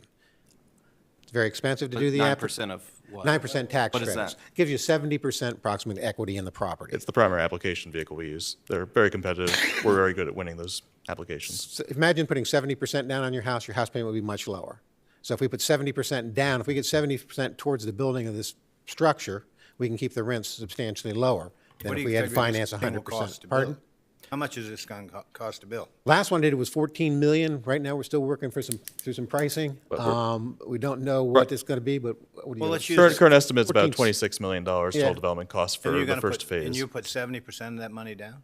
Well, Well, syndication on the 9% tax credits. That's where that would. When we win the tax credits, Yes. we would basically sell them to investors, banks, syndicators I mentioned earlier Good too. with numbers, but this is complicated. Yeah, I'm but- sorry, yeah, no, it's an extremely complicated program. So one of the reasons our organization's involved is that we do this everywhere. We work throughout the country Well, working with this Let program. me, his relationship with Barcadia too, because when this was first, two projects were presented to me. One was Peg Road and one was the 17 acres. I first declined the 17 acres because I don't have the capacity with our developers down here, our development partners that I work with, to do that large of a project. Being able to syndicate the amount of tax credits I figured we would need for this project. Knowing Matt from previous project, I said, hey, and I've been trying to get them in Maryland because they bring $1 billion company compared to our $1 million companies, okay? So they work with Barcadia, which is, I don't know how many billions of dollars they have out in syndication right now. They're just one of several investors. One or several investors they work with. Bringing that opportunity for us to develop throughout the state of Maryland is actually a benefit for the entire state. And just to iterate again, too, we work with local partners, so we would hire a local general contractor, local design work, local engineering. We're putting together the applications, we're working on the deal structuring, but we really do engage the county and bring dollars into the county and the local workforce and the local companies. All right, well, let's let you go through your presentation, because I've got more questions at the end. Yeah, go ahead. Sounds great. So I'll just, I started introducing Volker a few minutes ago, but we were founded by Louis Lang, who was a retired Marine Corps officer. After he left the service, he wanted to essentially continue giving back and serving the public. And one of the major needs, of course, that we've seen is the need for more housing to support the local workforce and seniors. So he founded Commonwealth Development, which has, since we've transitioned into Volker Development, and we have over essentially the last two and a half decades, developed a range of properties in multiple states. About 4 years ago, they decided they were interested in moving into the Mid-Atlantic area. I'm based in the Mid-Atlantic area, so I joined their team. I've been building out our portfolio since. So I personally currently have, as part of Volker, projects under construction in Lewis, Delaware, Lebanon County, Pennsylvania, and multiple other allocations that we're working on getting closed as well. So this is very much our bread and butter. We have regional offices throughout the country. I'm based in Lancaster, and so again, very connected to this region as well, and we focus and do work here. Thank you. And just to give you an idea, our existing portfolio, it's actually a little out of date now. Delaware should be on there too. And then our general current target markets that we choose for a number of reasons, but very much responding to need for housing to support the local workforce. This is the proposed site that we are discussing on FDR Boulevard. It's a very usable site. We've been working with Sean and his team, and we've spoken with a local civil engineer that we would ultimately engage for this project to determine that we could support up to 2 phases of development, approximately 70 odd units each. We're still working through the exact financials on that. So we'd be able to bring a significant amount of this necessary housing to the county over time across 2 phases and 2 tax credit developments. This is just an initial layout where obviously would go through a full land development plan with the county, full approvals process, zoning process that's obviously understood, but this is just what we're essentially proposing in terms of the layout. And again, we specifically are focusing on 2 and 3 bedroom units. We're trying to meet the need of families in the area. If we're trying to meet individuals' needs, we add 1 bedrooms in, but we notice that the need here is particularly high for working families that need this housing. Please don't pay attention to the design of this right now. This is just another example of a project we did in another place. The development itself would be designed to really blend in seamlessly into the local community. Our whole goal is that you can't tell at all that it's targeting families in the working bands. It really does blend in with the surrounding area nicely. But each phase would offer, we're still finishing up and running, but approximately 70 new high-quality, general occupancy family apartment homes, and we're reserving those for the prime working bands of 30% to 80% of area median income, 2 and 3 bedroom housing, and we build these to the highest standards. So these will be, I can guarantee you, some of the most advanced, well-built, energy efficient, beautifully designed housing that you've seen. I would live in anything we build, and we are long-term owners, and we have a financial stake in this, so we own and operate for long-term maintenance and quality. We'll have on-site professional management, on-call maintenance. We put a clubhouse in. We have a physical fitness center. We offer support services, primarily designed to help families develop their financial capacity and well-being. One of the things we love to see is when families are able to increase their own incomes and ultimately buy a home. On-site parking, washers and dryers in unit, playgrounds, all the amenities you'd see of any other fairly high-end market rate So you'd development. be the on-site operators of this facility? Yes, we'd be working with Housing Authority. Working work with with, them to do that. who would The actually? Housing Authority would be in charge of the day-to-day management of the operation. And all rental of all units. All rental volumes, correct. The Housing Authority needs to be involved because we'll probably, to make it financially feasible, also. I've also heard that part of this is in order to qualify, because this is being done under Section 42, correct, not Section Yes. 8? And there are differences between Section 42 and Section 8. Yeah, In one's some a ways, US Section 8 is actually a little bit more controlled than Section 42. State is concerned. Is that correct? That is correct. Section 8 has a difference. It would be under public housing for Section 8, which we're not doing any public housing. Correct. And I've also heard that in order to qualify for this, you guys are saying 30%, but I've heard that also there needs to be a certain percentage of this property that needs to be available to, I've heard the term homeless. That is true, but there are homeless folks All that, right, can you spell that out for me, please? there are homeless. The governor has put in there that 5 units or 15% of units will have to service homeless families. That doesn't mean that there are homeless. Under Section 42, it's 20%. Yes, the governor has put in anything to qualified allocation plan in order to qualify to, the state can also, they rate every year what's called a qualified allocation plan, known as a QAP, and you have to write your proposal to that QAP and go with those. That being said, there are homeless families that have over 30%, 40%, and 50% AMIs. Right now, the Holiday Inn in Prince Frederick has employees working there that are homeless that are making $15 an hour full-time. So is that also going to be the requirement for homeless families, or does that requirement dip down lower because homeless is a? It would not dip down lower. We would keep it. We can also, under Section 42, as you notice, we can put a minimum income requirement in, where Section 8 we can't. And candidly, we need that. These developments require people to earn sufficient income to support them. They're fundamentally, many ways operate similar to market rate developments other than the targeted income caps. I think what the key, though, is do you have the ability to make sure that they own sufficient incomes to do this? I mean, it seems like if they're going to get government or some kind of voucher support, doesn't that equal the same thing in your book? So the majority of units will have no voucher support. No voucher. Section 42 doesn't allow voucher support. Yes, It does. There'll be a small, just to clarify, there'll be a small proportion of units that will have voucher support through the Housing Authority. It actually does, and actually as part of the funding project, we would do, it's called project-based vouchers, which are Section 8, which are typically in LIHTC units under Section 42. And it's, it is allowed. What we can't do is the mixed home funds in a project-based unit. Yeah. Because it's one's a U.S. Treasury program and one's a HUD program. But again, the majority won't have those vouchers. We have to actually income verify residents, both to ensure they're within the income caps, but that they can afford the units too. Just like a market rate development would ensure that their renters are able to afford their rents. And we have to send the income certifications annually into the state. Yes. Yeah, it's highly regulated. Structured. And yeah. So That's annually, not quarterly, not. Annually.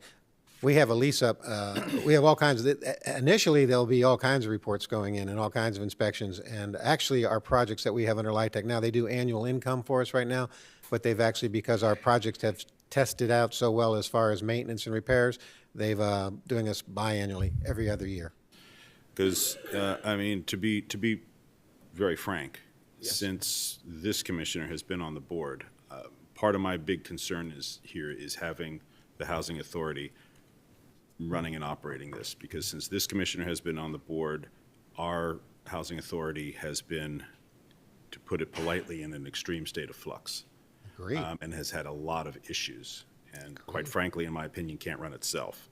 So my concern is having them run this operation here with the problems that they have had in the past. And I know you're working hard. I would agree with you 100%. You speak to the commissioners, you appoint the commissioners, you can speak to the commissioners and tell them and you can ask them my concerns.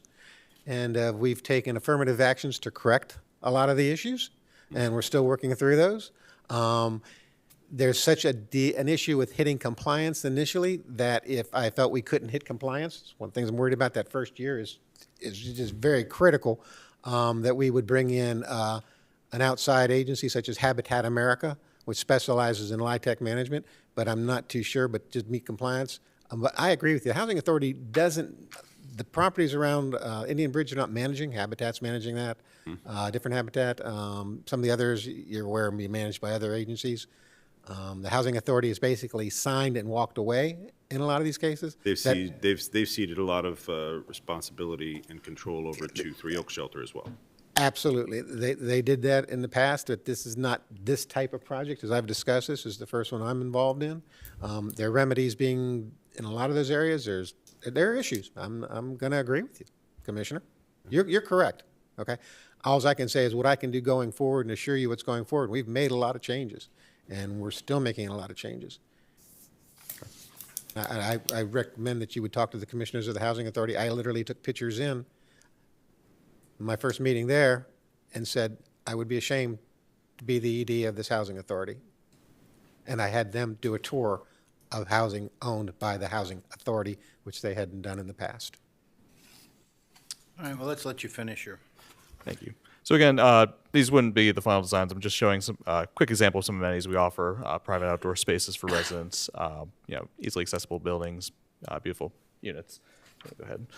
We also, of course, offer a what we call a clubhouse, essentially offices, a community center for residents, specifically for residents, with amenities like a fitness center and on-site maintenance. Sorry, it's quite convoluted on the slide, but just showing typical units of sizes. We will include a number of ADA units that will be accessible to individuals with disabilities, as well as the standard layout. Again, we include amenities that you'd find in any other, frankly, high-end market rate development to make life comfortable and to maintain the value of the units for the residents. We already walked through the partnership structure again, but we'd be partnering with the Housing Authority, and really we're bringing the capacity of both our organization, which does this work all the time, we're quite good at it, with the Housing Authority to create these new units and bring this new housing into the county. Quick outline of proposed construction costs and rents. This is early stage underwriting, but typical for what we see with similar developments.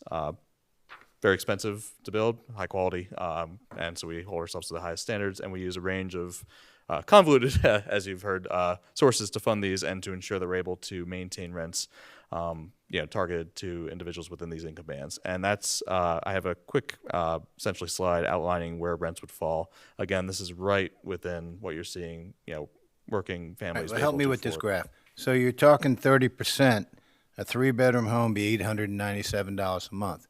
So if someone's making $27,000 or $30,000 a year, they'd have to pay $897 a month for a 3-bedroom. These would be on the lower end of that, and again, going up to that upper income level, going above $2,000 a month too. With the majority of units, as you'll see, kind of in that middle income band, the $50,000 to $80,000 range. Looks like a lot of your units are going to be in the 50 to 60%.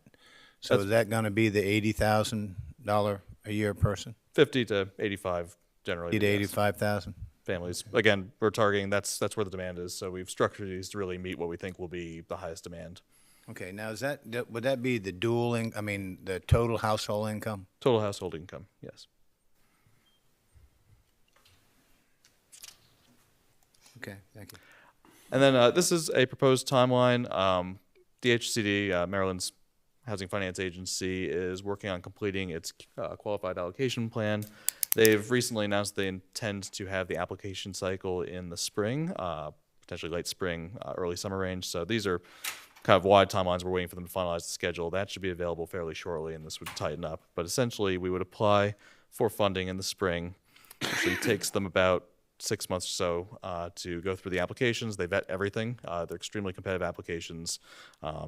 Success rates 1 in 3 usually in most states, including Maryland, if that. And basically, we would make an allocation of credits. If we were allocated credits, we would proceed through the pre-development process, finalize the designs, work with the county on all necessary approvals, entitlements, and basically work to get the project financed and closed, bring our investors in, and work with local companies again then to ultimately build it. Anticipate this will probably be about a 15-month construction window, but again, that's still subject to final design and what we'd hear from local partners, including a general contractor. we believe, we'd be able to be wrapped up roughly about a year and a half later after construction begins, and would lease up quite quickly with the demand and become stabilized fairly shortly after. And then our goal, of course, would be, if the county's willing and interested, we'd love to develop a second one. We believe the demand is there, but right now we're focused on this first phase. Happy, of course, to answer any additional questions, and very much appreciate your time and attention. I don't think I have any additional questions for you all, but I think just commissioners, I can't support this. And that is in no way to say I don't recognize the need for workforce housing in our community, but I don't think it's the role of local government to provide the land for it. And so I have a struggle with that. Additionally, we are in the middle of our comprehensive plan. And right now, I think what I want our comprehensive plan to reflect is an emphasis on making affordable home ownership more possible. Home ownership in America is the best policy to get people out of intergenerational poverty. And I think we need to take a look at our comp plan and our zoning in order to make that happen. I can't support this. And I'm going to just say that based on the research that I've done and looking into this, and also the fact that we're in the middle of our comp plan, I can't support this either, because largely my district, District 4, holds all the low-income housing and all of, it's only in District 4. And I understand that there's a great need for it in District 4, but that being aside, my concerns with the Housing Authority running this, where they have fallen down in the past, I cannot, in all good faith and trust, allow them to run this operation again, because this commissioner has seen too many issues. And I have a lot of concerns about who will qualify. Section 42, I've looked at it extensively. I've done a lot of research on it in the last several days. And there's a lot of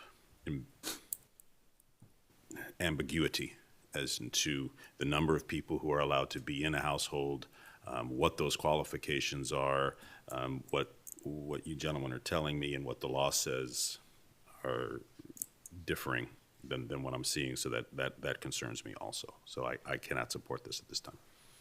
Well, Commissioner, I would say Leonardtown has some low-income housing projects too. So you don't have it all, but you do have a lion's share. Yep. Now, I would agree with that.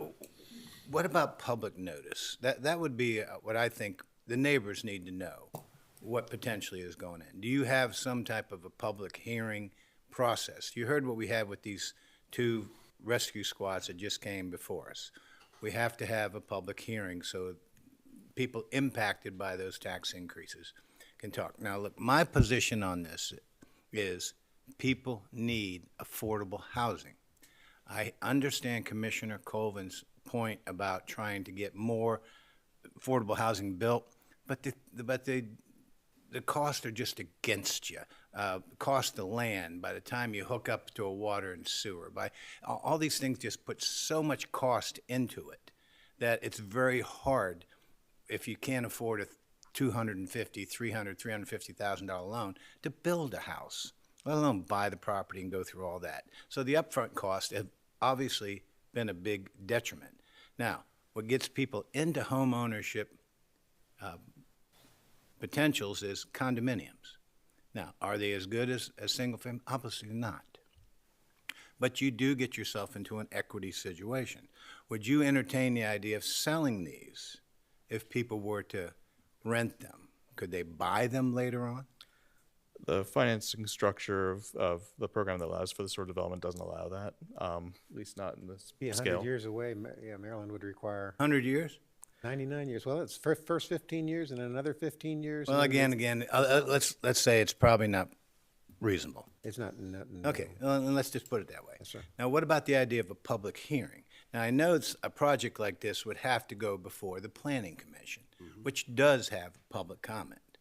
but it would seem like there would have to be some additional notice or some way for people to interact. People are interacting with each of us now, whether it's through Facebook or whatever medium they're using, calling us, emailing us.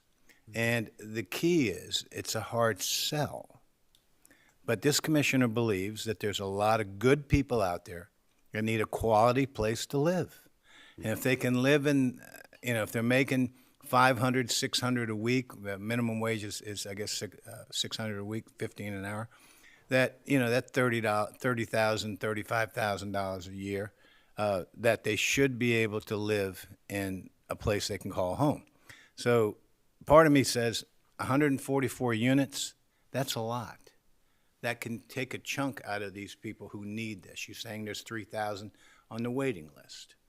But this set-aside part, where you have to give 15% or 22 units to people who are designated as homeless, is troublesome to me. Because what I don't understand is you talk about you got away from the housing authority model of public housing, but you've kept the 20% or 15% set aside, which means you have to dedicate a certain portion to people who we just don't know if they can afford it or not. So, I'm for it because I believe we need affordable housing, but I'm just not seeing my way all the way through it, and I'm not seeing myself voting for it today. I would say I'm not prepared to vote against it or for it. I think it's an opportunity. I'd like to see more information on it. I'd like to see a public hearings that people in that neighborhood could come in and say, what's going on next to me, and you can present this to them. But honestly, Mr. Kingston, I think what the biggest issue to people is, it gets complicated. It gets lost. It's like, okay, what is it? I think this is it. No, by the way, you got another agency. And by the way, that agency ends up being another person. It just gets to be too confusing. I can't see a clear way through it. And what I mean by that is I don't know where these people are going to come from. If you have 3,000 people on a list, are they first? Are there, look, what I'm saying, you don't have to answer these questions. But I have more questions than I have answers. So this commissioner is not ready to vote on this today. Well, I'm ready to make a motion. I move to deny the proposed agreement to lease First Colony Residential Pod Number 3, containing approximately 18 acres located off FDR Boulevard in California, Maryland, to the Housing Authority of St. Mary's County for the use of development, construction, and operation of affordable housing. Second. I have a little discussion before we get to the actual vote. The pricing that you have for estimated rent, does that include the great discount we gave you as far as cost of the land?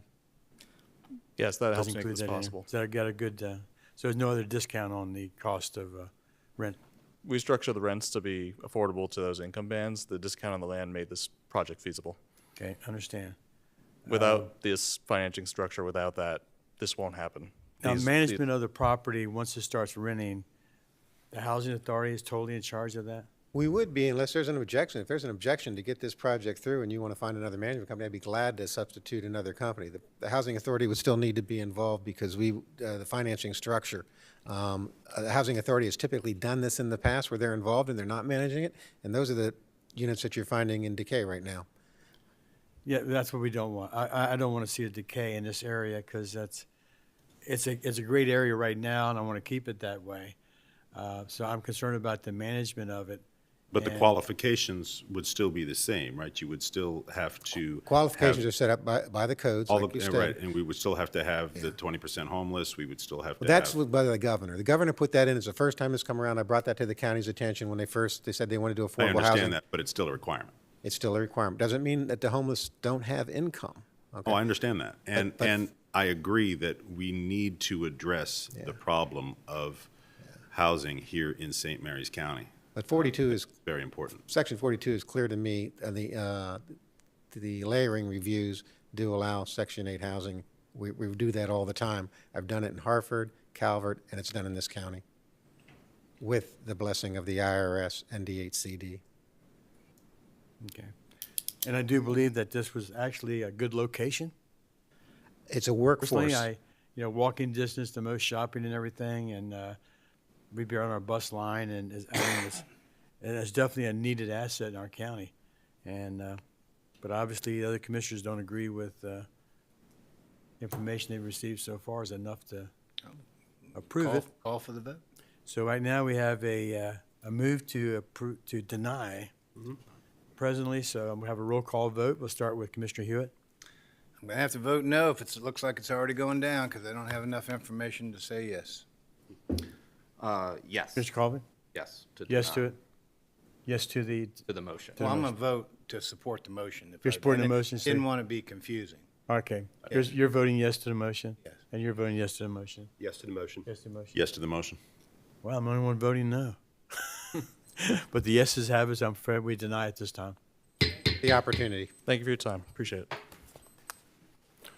Thank you. Next up on the agenda is the Department of Public Works and Transportation for the St. Mary's Transit System Public Transportation Agency Safety Plan Annual Update. Director Jim Gotch and Deputy Director Ms. Swint. Welcome. Welcome, lady. Morning. Morning. Morning. All right, we're here once a year, looking for a signature for Commissioner President Guy to submit our safety plan to the state. So, Any major changes from last year? no. That, Okay. So there's really no changes from last year. We have in the safety plan analysis, it's a description of what we monitor. So on page 7 of that report, it's vehicle inspection reports, vehicle accident reports, passenger incident reports, employee safety concerns, vehicle maintenance repair reports, vehicle breakdown log, passenger complaints and concerns. And we look for any trend changes going up or down. And then that's about where I'm going to step out, and Ms. Swint She'll take over. give a much better explanation than I can. I guess to better answer Commissioner Colvin's question, the plan itself does not have any updates, but we seem to get annual requirements to update within our plan. This year, what was also included in the packet is an online platform where we have risk assessments. And that was added this year. So typically we come to you in the later month of November or December. This requirement was not due until December, which has now pushed us into January for this year. Does it cost you more money for these requirements? No. That's good. Okay. Any other questions, Commissioners? Need a motion? I move to approve the St. Mary's Transit Public Transportation Agency Safety Plan, PTASP, and authorize the Commissioner President to sign all related documents. Second. I have a first and second. All in favor? Aye. Any opposed? Ayes have it. Thank you. Thank you. Thank you. And next up, from the Department of Emergency Services, from the FEMA, is the acknowledgement of conditions. Director, Ms. Utz, and Emergency Director, Ms. Bledsoe, and a third gentleman. Welcome. Welcome, everybody. Introduce yourself. I'm Ben Clark. I'm a project manager 3 with the Department of Public Works and Transportation. Oh, I'm sorry. Okay. I just haven't met you yet. Yeah, good. All right. Good morning, Commissioners. Good morning. Still morning, yes. So FEMA's Hazard Mitigation Assistance Grant Fund is administered through the Maryland Department of Emergency Management to our local jurisdictions. Each year, the Department of Emergency Services applies on behalf of interested homeowners as a sub-applicant to receive the funds. The project must be approved by both FEMA and MDEM before any grant funding is awarded. The home elevation project on East Way Drive in Scotland has been conditionally approved by FEMA pending an additional request for information. Part of the RFI requires an acknowledgement of conditions of property form signed by the owners and the commissioners of St. Mary's County, and no money has been awarded at this time. If approved, the total project cost for this property is $658,572. 90% of that is a federal share, 10% non-federal, provided by the homeowner. No direct cost to the county. If the grant project is approved, then it would be managed by our partners at DPWT for the site preparation. So at this time, we're just asking for the Commissioner's approval for President Guy to sign the appropriate paperwork so that the homeowners can sign and move this through to FEMA for further review. So I can think of one other instance that we've successfully done this program. Do we know how many total the county's done over the years? I would say probably about 5 or 7. So just a handful of them? Yeah. Okay.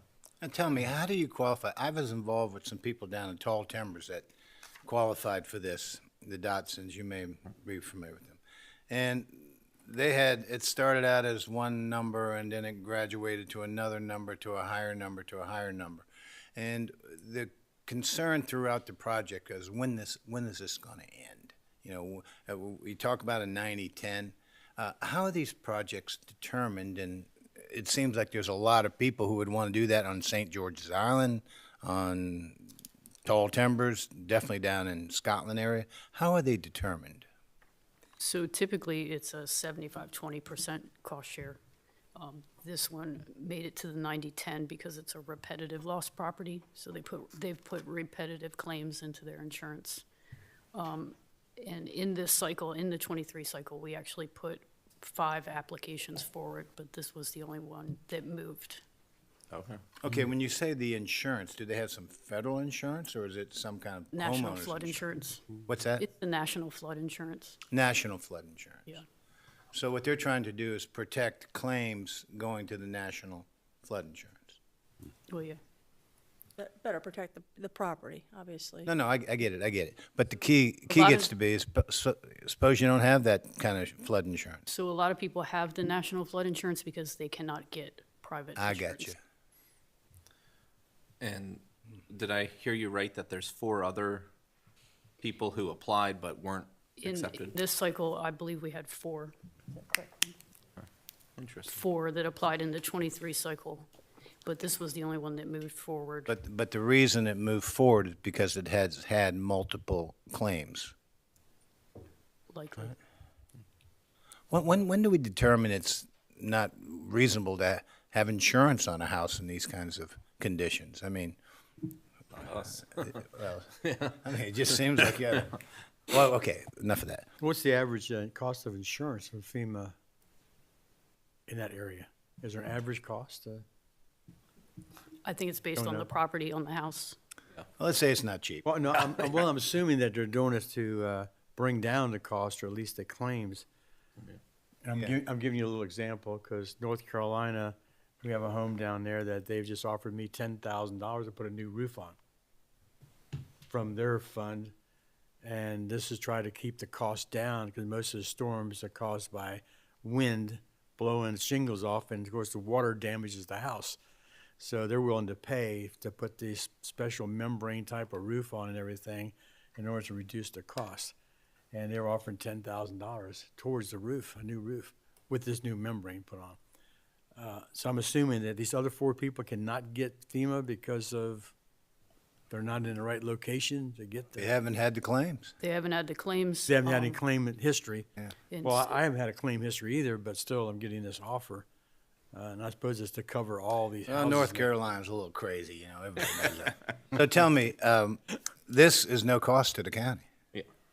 No. A no-brainer. I move to approve the acknowledgement of condition form provided by FEMA on behalf of the Department of Emergency Services for St. Mary's County Government and authorize Commissioner President to execute the related documents. Second. I have a first and second. All in favor? Aye. Any opposed? Ayes have it. Thank you all very much. They do get bogged down, and Yeah, if there's yeah, anything look. we can do to help. Yeah, whatever it's, Thank yeah. you. Thank you, Commissioner. Thank you, and nice to meet you. And, that is all from your favorite county administrator. Okay, yeah, all right. Put it down. Okay, We have a next- gauntlet over there. But Next it we, is, I apologize, it's not county commissioner. We have time yet. legislative updates. Yep.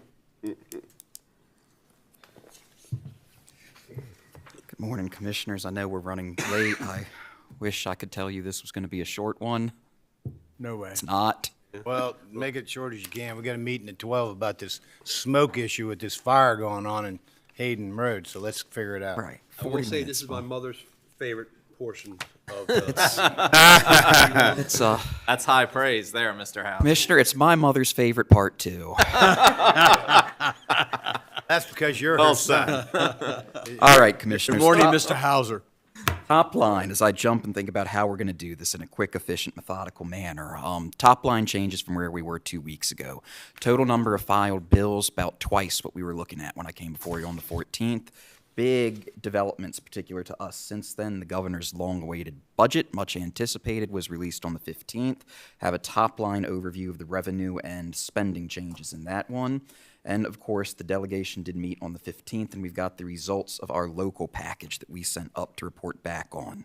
Mr. Hauser, so the delegation met on January 15th. On January 14th. Feels like for several years now, we keep pushing forward our time to meet with them because we feel like we're in this rush so that they have plenty of time. But if they're not even meeting till January, I feel like we don't need to be in a rush to get our legislative proposals to them. It's a discussion I think we can have with the delegation in this Well, coming what they've spring. said in the past is that they need time for the legislative services to draft the bills. And that- Well, I mean, that's what they've said was the reason for Yes, accelerating. yes.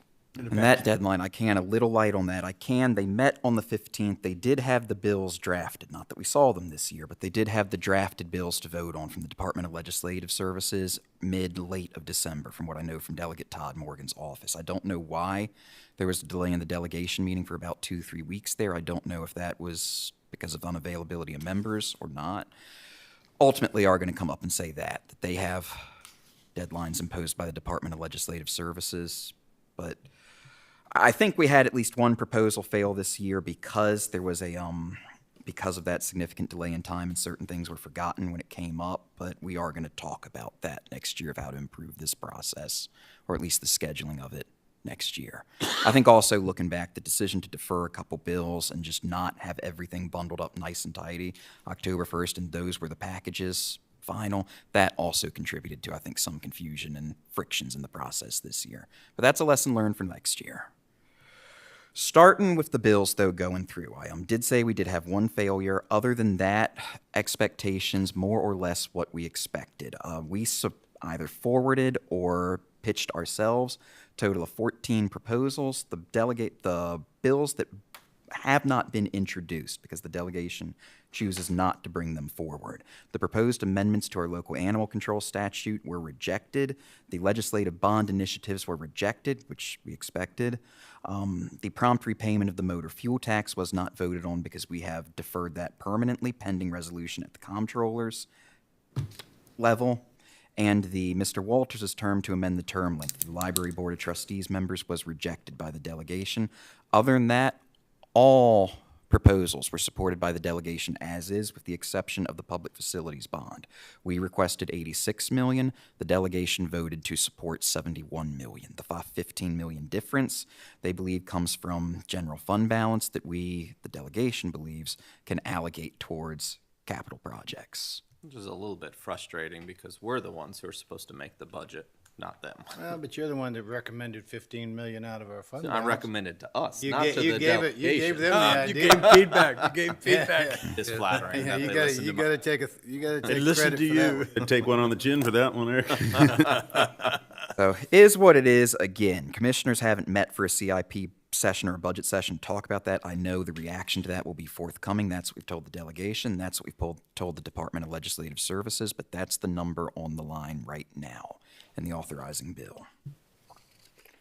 Any questions about our local bills? So, the animal control statute, why was that one rejected? Here's my read on what I think happened. We pitched an almost complete rewrite of that section of the code, would have made it about half the length of it currently is, would have brought about 6-decade-old language a little bit up to modern snuff. It's a continuation in spirit of the modernization George Sparling, then county attorney, pitched in 2015 for efforts relating to enforcement. This would have been about the licensing regime, where we would have gotten out of the very, point-by-point specifics of what our 1-inch metal dogs, certain color tags licenses have to be.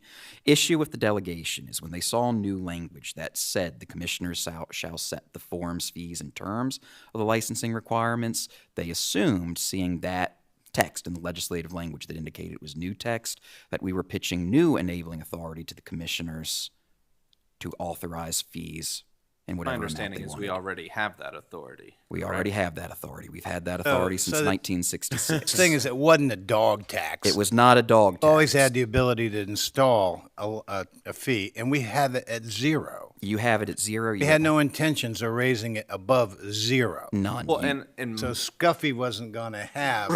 Correct. Now, This is grandstanding by Delegate Matt Morgan. I'll be charitable. I mentioned earlier that I thought at least one of the bills, the length of time between our joint meeting on October 1st and the 3-4 months between then and January 15th, this exact issue came up at the public meeting on October 1st. Senator Bailey, then Delegate Morgan, asked, wait, what would this do to the fees and tax increases? There's about a 2.5-minute long conversation between Delegate Morgan, I have a Commissioner short Colvin, and memory. I. Right? It begins at 19 minutes and 17 seconds if anybody wants to go back and watch. No. But Well, the thing was, you were just trying to correct right language that was antiquated. Yes. Per the quality of the tag, the way it was going to be displayed. And then we also want to go from a yearly renewal to a 3-year renewal. That was the idea, and the reason we can't do it right now is we are just severely hemmed in by just how stringent and specific the statute is. I agree. So it was an attempt to kind of raise some bureaucratic burdens. To make it Cut easier on tape. our Right. citizens. That's what I'm trying to say. It would Raise. make a lot more sense if your tag and license mirrored up with your rabies shot. Yes. So Joy Wilson and I called. We had a cry about this when we heard the news. We can come back next year if we want. I think for right now, just chalk it up. It is a fast-moving session, the fastest since I've been doing this. And I think the fastest in probably 4 or 5 years, considering the budget issues we've got going on. We've got a large package, the largest we've had in 4 years in terms of the number of bills we proposed. It was a quick read, lost one to friendly fire. Nothing intentional. These things, I think, happen in fast-moving, quickly evolving situations. But we can take another swing at the bat next year if we desire. And for right now, for the 924 folks who voluntarily come into compliance with the animal licensing requirements, 1-year licenses for now. Okay. Moving on, the only other 2 local bills, HB 125, Delegate Crosby's proposal to create a Fourth Circuit Court judgeship. There have been rumors, I've heard them from a couple sources now, that might be subsumed into a statewide bill, and this individual bill would be withdrawn.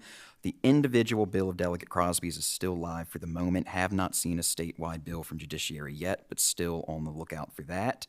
And then HB 391, which is briefed a little bit more fuller in Section 4 for the track statewide bills, a bill by Delegate Crosby and Delegate Long from Northern Calvert, southeastern Prince George's County, where his district spans, that would change the election mechanisms for our Board of Election seats. Currently, Board of Elections have the exact same, Board of Education, pardon. I do it all the Elections for the Board of Education, thank you for that correction. Currently, they follow the same schema as the commissioners' districts. We have 4 Board of Education members, or 5 Board of Education members. 4 of them come from the commissioner district in which they live. 1 is at large. All of them voted upon at large by the county entire. This would change it to where you are only voted upon for those 4 members who have to hail from a particular commissioner district, that they are elected only from the members of their own They don't do district. term limits on this, do they? That's not included in this bill. Not included in the bill. I'm racking myself there. I don't think there are any term limits for the Board of Education. I'm thinking of how long some members have been on there and feel certain in that assumption right now, but this does not change The that. people who are already there, delegates and senators included, don't like term limits because it would affect them.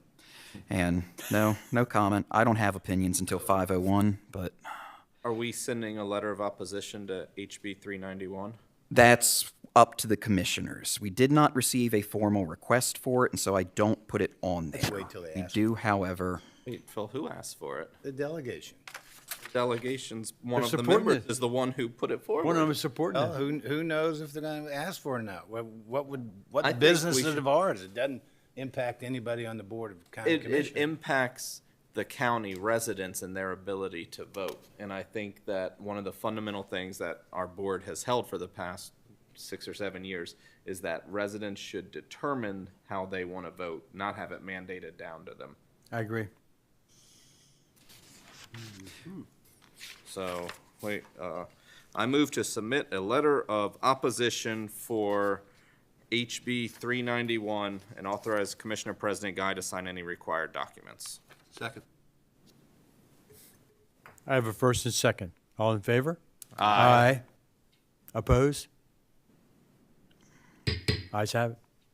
All right, Commissioners, that letter will be generated. Hearing is next Wednesday. We have plenty of time to prep that and get Commissioner President Guy to sign it. And Real that will be quick, Mr. uploaded. Hauser, backing up to HB 125, and I apologize if you talked about this at the last meeting that I wasn't at. Did we get a legislative report on the cost for the county? We made the legislative report for the most Okay. part, since they came to us, going with the sheriff's estimate that 3 security officials would be, or 3 court security officers would be required. Total cost, and it decreased by about, I think, 80 to 100 if they can do with 2 instead of 3, but it's about $500,000 in yearly personnel costs we would have to absorb, not counting any one-time changes for renovations or making accommodations for the 4th judge and the assumedly to be relocated magistrate at the courthouse. And we are happy to provide that fiscal note to you afterwards, Commissioner Something we Colvin. need to keep in mind during our budget process. Right.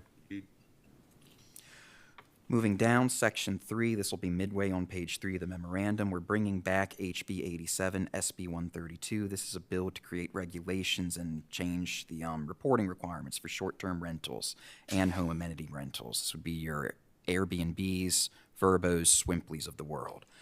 Department of Economic Development saw this proposal. I think we turned in a fiscal and policy note information request on it. DED recommends opposition to this bill. Reason being, and I'll summarize Mr. Casalemas's written narrative there. The onerous part on short-term rental operators of this bill would be the requirement to bring yourselves up to the same sort of health and safety standards as a conventional hotel. Those compliance costs in the legislation have to be borne by the intermediaries, the Airbnbs, the Verbos, the large networks. The likelihood of them actually eating that cost in the real world, I mean, never say never, but I'm going to say never. Okay. But the worry is that would be from DED, a large downward pressure on the viability of short-term rentals and could drive them out of business or be a serious disincentive to opening up at all. He gave you the what effect that would have to the accommodations tax we collect on them. We'd shed about, in the next 4 or 5 fiscal years here, about $250,000 to $300,000 a year in projected revenues. That would represent, I think, a total loss of the hotel accommodations tax we're getting. On the counter side, MACO does support this bill. I believe they support it with minor amendments. What MACO likes about the bill is that it clarifies more readily and more clearly our ability to regulate short-term rentals and to pass zoning restrictions, other control kind of the smell, look, feel of these uses and them popping up in our neighborhoods.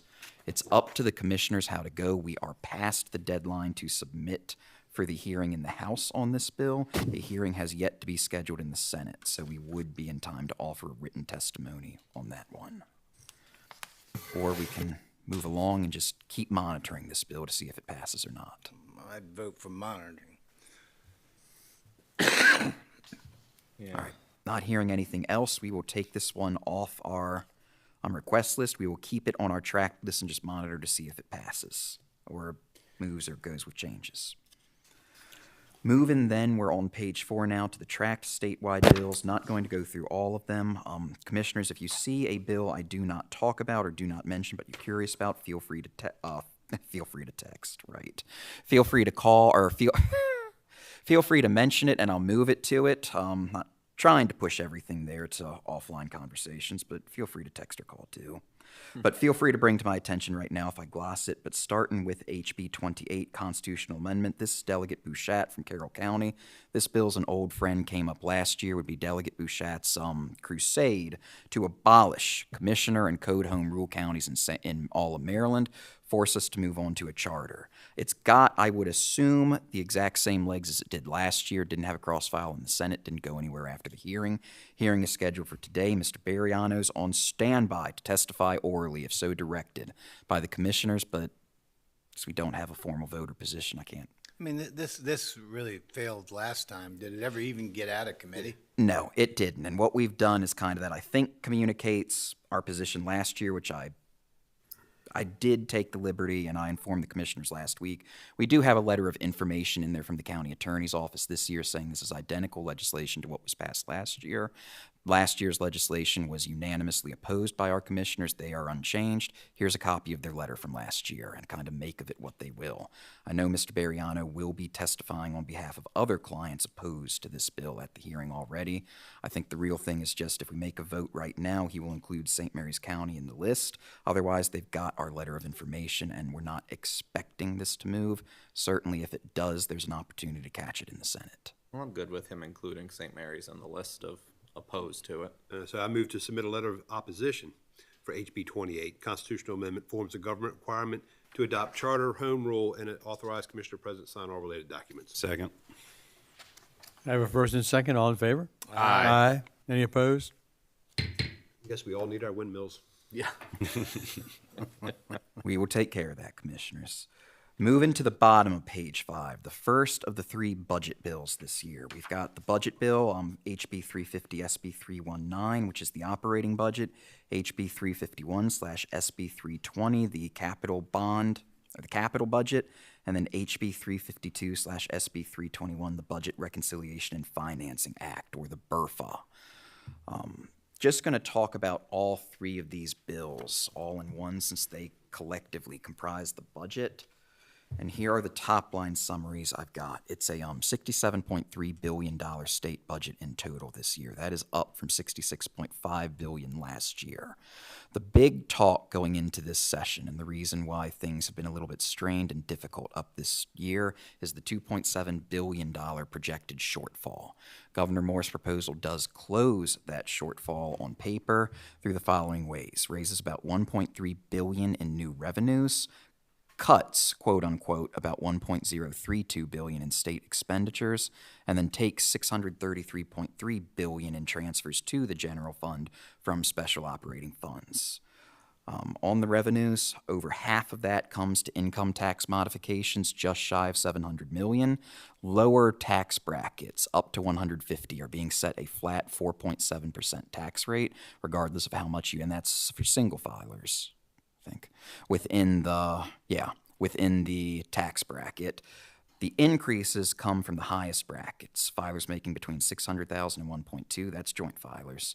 And then above $1.2, for the half millionaires, those will be seeing an income tax bracket increase from 5.75% to 6.25%, 1.2 million and up for joint filers see it go to 6.5%. I think the concern there is not necessarily that we're crying for millionaires, it's that will the capital that will be taxed flee the state of Maryland? In other words, they're projecting that we're going to raise hundreds of millions of dollars through that. I think there's some concern out there, will those projections actually be met, or will capital simply move out of the state of Maryland when we've got Virginia and West Virginia with, I think, 5.5% top income tax rates, Delaware at 7%. The only comparable local nearby neighboring entity right now is DC, which I think just barely edges out Maryland at the highest income bracket level.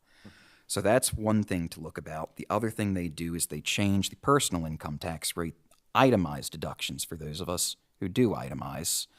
We will no longer be able to itemize state deductions under the governor's proposal. They are beefing up the standard deduction, but taking away the itemized deduction in return for that. Other than that, beyond that, other things we're going to see, there's a capital gains surcharge on gain of 1% on gains over 350,000. That's expected to raise about 128 million. You will hear a lot about the delivery fee tax, 75 cents on every online order from a retailer that makes more than $500,000 in sales every year. So that's your Amazons, that's your DoorDashes. Every order will now have that fee or tax appended to it. That will raise 225 million. It's projected in the next year. They are increasing the taxes on online sports betting and table taxes, doubling the online sports betting and increasing by 5% the table tax, getting rid of the Maryland vehicle trade-in allowance for any purchase of a new vehicle over 15,000. That's 140 million in the next year. They will say a lot that they're getting rid of the inheritance tax. That becomes a wash because they are beefing up the estate tax in return. So Maryland is one of few states that has both an inheritance tax and an estate tax. The inheritance tax is what you, a recipient, would pay on bequests they receive from people outside their immediate family. The estate tax is what estates of worth a certain amount pay on just the corpus of the estate itself. We're eliminating the inheritance tax, but decreasing the exemption decreasing the kick-in where the estate tax begins from 5 million to 2 million. So they're projecting that overall those changes to the estate tax will be revenue neutral. And I think the last big bucket of tax reform is into corporate tax reform. We are decreasing the blanket corporate tax rate in the governor's proposal from 8.25% to 7.99%, but it's projected to be about in the next fiscal year an overall 100 million increase because they are at the same time moving Maryland to be a combined reporting state where the phrase being told is water's edge, where corporations with substantial Maryland operations, even if they're not necessarily headquartered in Maryland or in the United States, as long as they do a decent amount of their business here in Maryland, they will have to tax or pay taxes on income earned in the state, so they are broadening the base on the corporate tax front. That's the revenue outlook, the quote-unquote cuts. And the reason I'm saying quote-unquote is because when you break into about $1 billion or so, almost half of it is being paid for by, there's not going to be any appropriation to the rainy day fund this year. Not in this budget. That is just $419 million that will not be paid over into the rainy day fund for future years.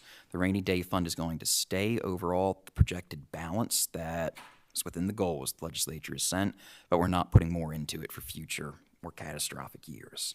We are increasing the Medicaid hospital assessments by that'll generate about $140 million in costs that will have to be absorbed. And then there are $144 million in statewide cost shifts to the counties. And these will be what hit us. And that's, just to be clear, $144 million statewide, not all upon St. Mary's County's back. Biggest thing in that bucket will be just shy of $93 million in teachers' pension costs that the state is going to push onto the counties. And that's just a straight line item where it says St. Mary's County will be receiving an invoice for about 1.56 million. 1.2 million right now. Right. Possibly doubling. We'll look forward to that. The other big ones on here, 25 million, they'll be shifting non-public placement for schools to the local governments. And then the cost sharing we do with the state for the State Department of Assessments taxation, that's a 50% split right 90%. now, goes up to a 90% split. So that About just further 400,000. instills we can't make too many decisions in our budget until they finish their budget. Exactly. Right. What our full cost will be. Right, which segues nicely into, this is a starting point for discussion. The budget's now in the General Assembly's hands. They've scheduled the hearings for late February. What the General Assembly can do is add or decrease whatever they want, change anything in the budget as they like, as long as it does not raise above the overall number that Governor Moore has appropriated this year, which is 67.3. So the only thing we know for certainty right now is that unless the General Assembly is inclined to cut that number, which,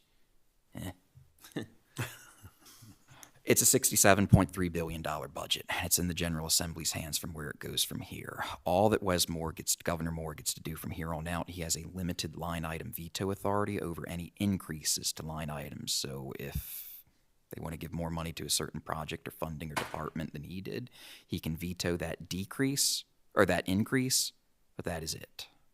Okay. Moving on from the budget then, I'm back onto the memorandum, turning to page, one moment.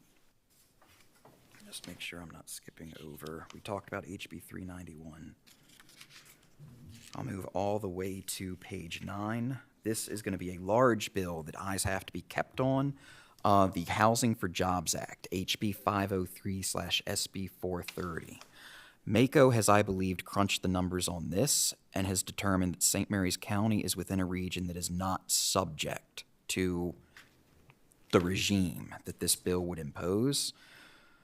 But what this job basically does is create an ideal housing to jobs ratio throughout the state. And that ratio is for every 1.5 jobs, we're going to have one housing unit.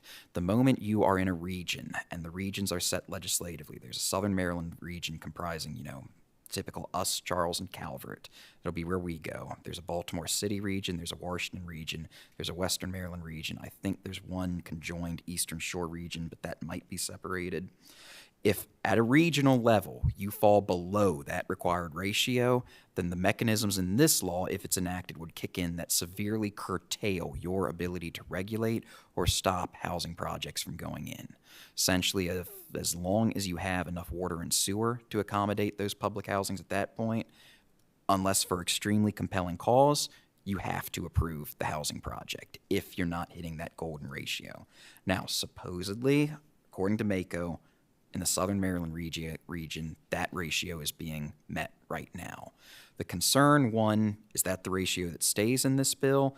Two, even in principle, it's a pretty egregious invasion upon what was historically a province of law exclusively reserved to your local governments. And looking further out, they get the foot in the door of this next year. Do they amend it next year and change the ratio then? Because that's a much easier lift if they have the bulk of the lifting done this year and then come in next year to change the ratio.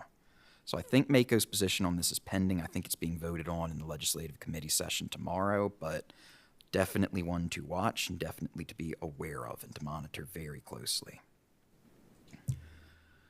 Turning the page, bottom of page 10, I'll highlight this one just for the commissioners. It may be of interest, HB 650/SB 563, the Maryland Fair and Agricultural Education Promise Fund, not the Fair Funding Act in terms of equity, things like that. The fairs in terms of the county fair and your statewide fairs. What this would do is create a forced appropriation to the State Fair Board, the Maryland Agricultural Educational Foundation, and the Maryland State Fair and Agricultural Society of about $1.45 million per year. That's across those three organizations, though the State Fair Board gets the bulk of it, just to fund and support county and state fairs. It's got a pretty strong sponsor line, among them Senator Bailey in the Senate. Something we'll be watching, no hearing dates yet, but if we get a request for a letter of support on that one, we will be happy to bring it back forward in front of you at that time.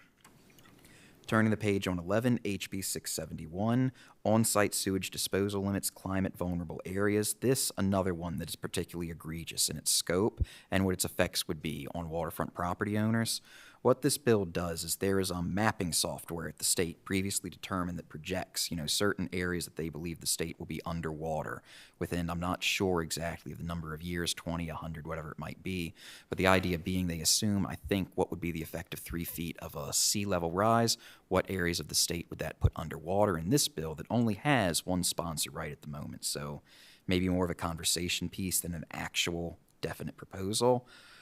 Basically not allowed to put new on-site septic systems in those areas projected to be underwater beginning next July, unless the system goes in, has 100% nitrogen removal technology in it, that it's approved by MDE and our local approving agency, and in addition to meeting that sufficiency, you pay a fee in lieu that would be the equivalent of the cost to hook up to public water and sewer at that site.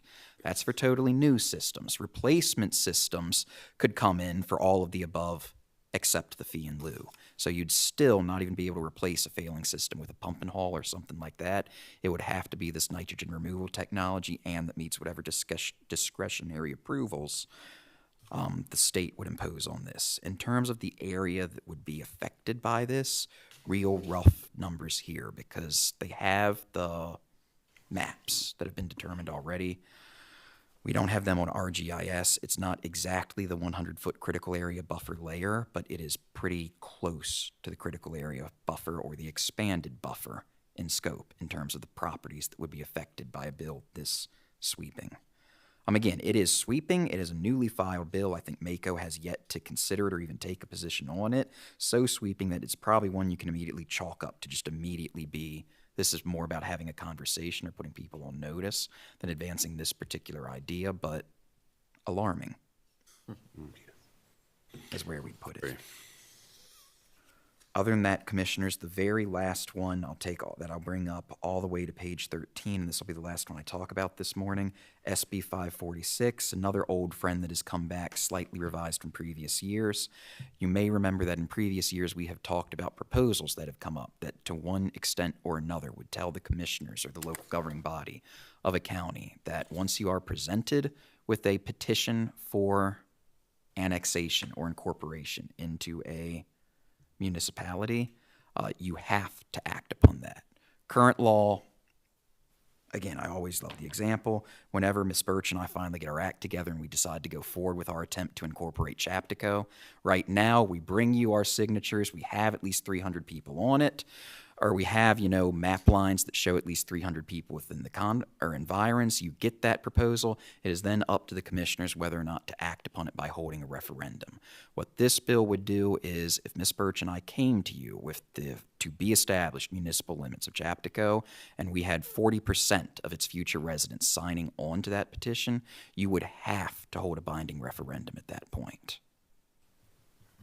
And it would no longer be up to the commissioners whether to move that forward or not. Again, one that was one that was fairly recently filed, MACO has not taken any position, but similar in effect as to bills we've looked at in the past and opposed, I believe. But that's back with us this year. Okay.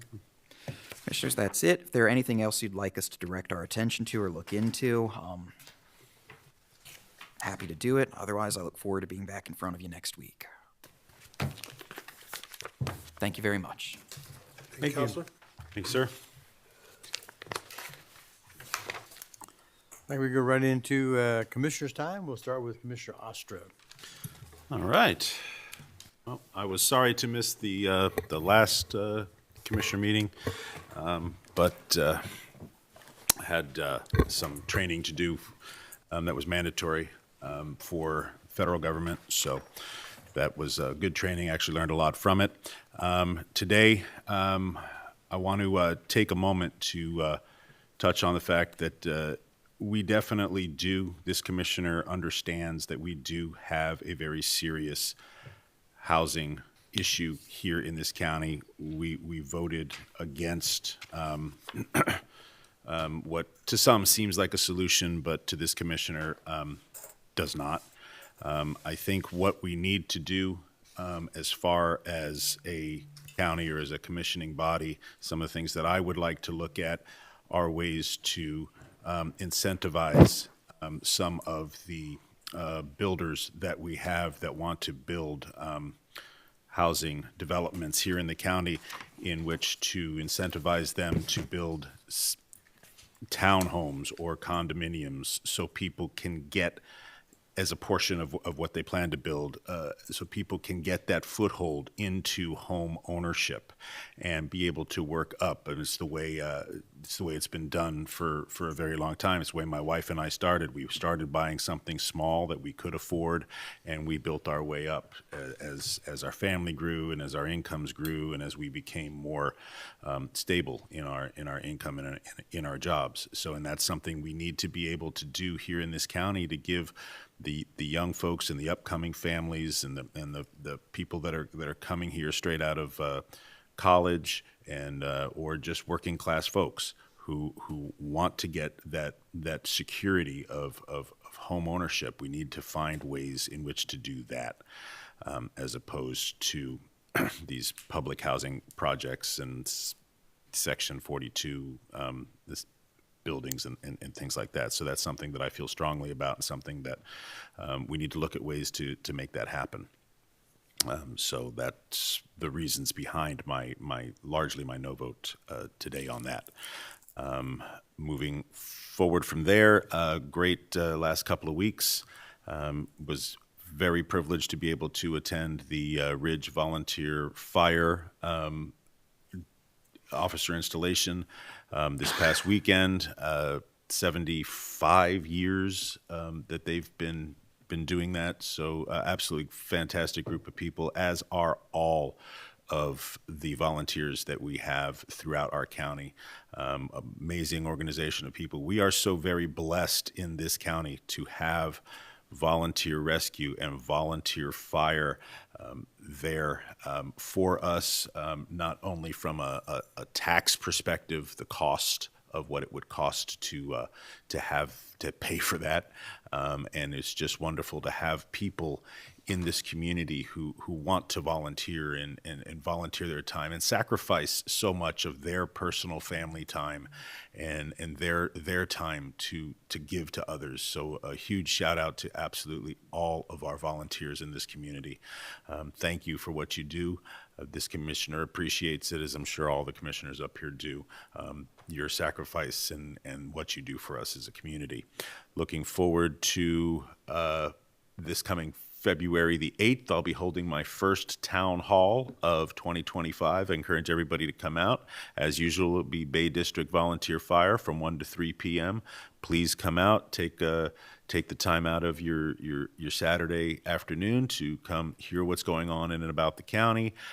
Ask questions if you have questions, get a straight answer. If I don't have the answer, as y'all know, I will work to find it and follow up with you. So I encourage everybody, if you have questions, you just want to have your voice heard, please come out and hear what's going on and have that opportunity to voice what you have to say. So with that, no time is short, so I'm just going to pass it along. All right, thank you, sir.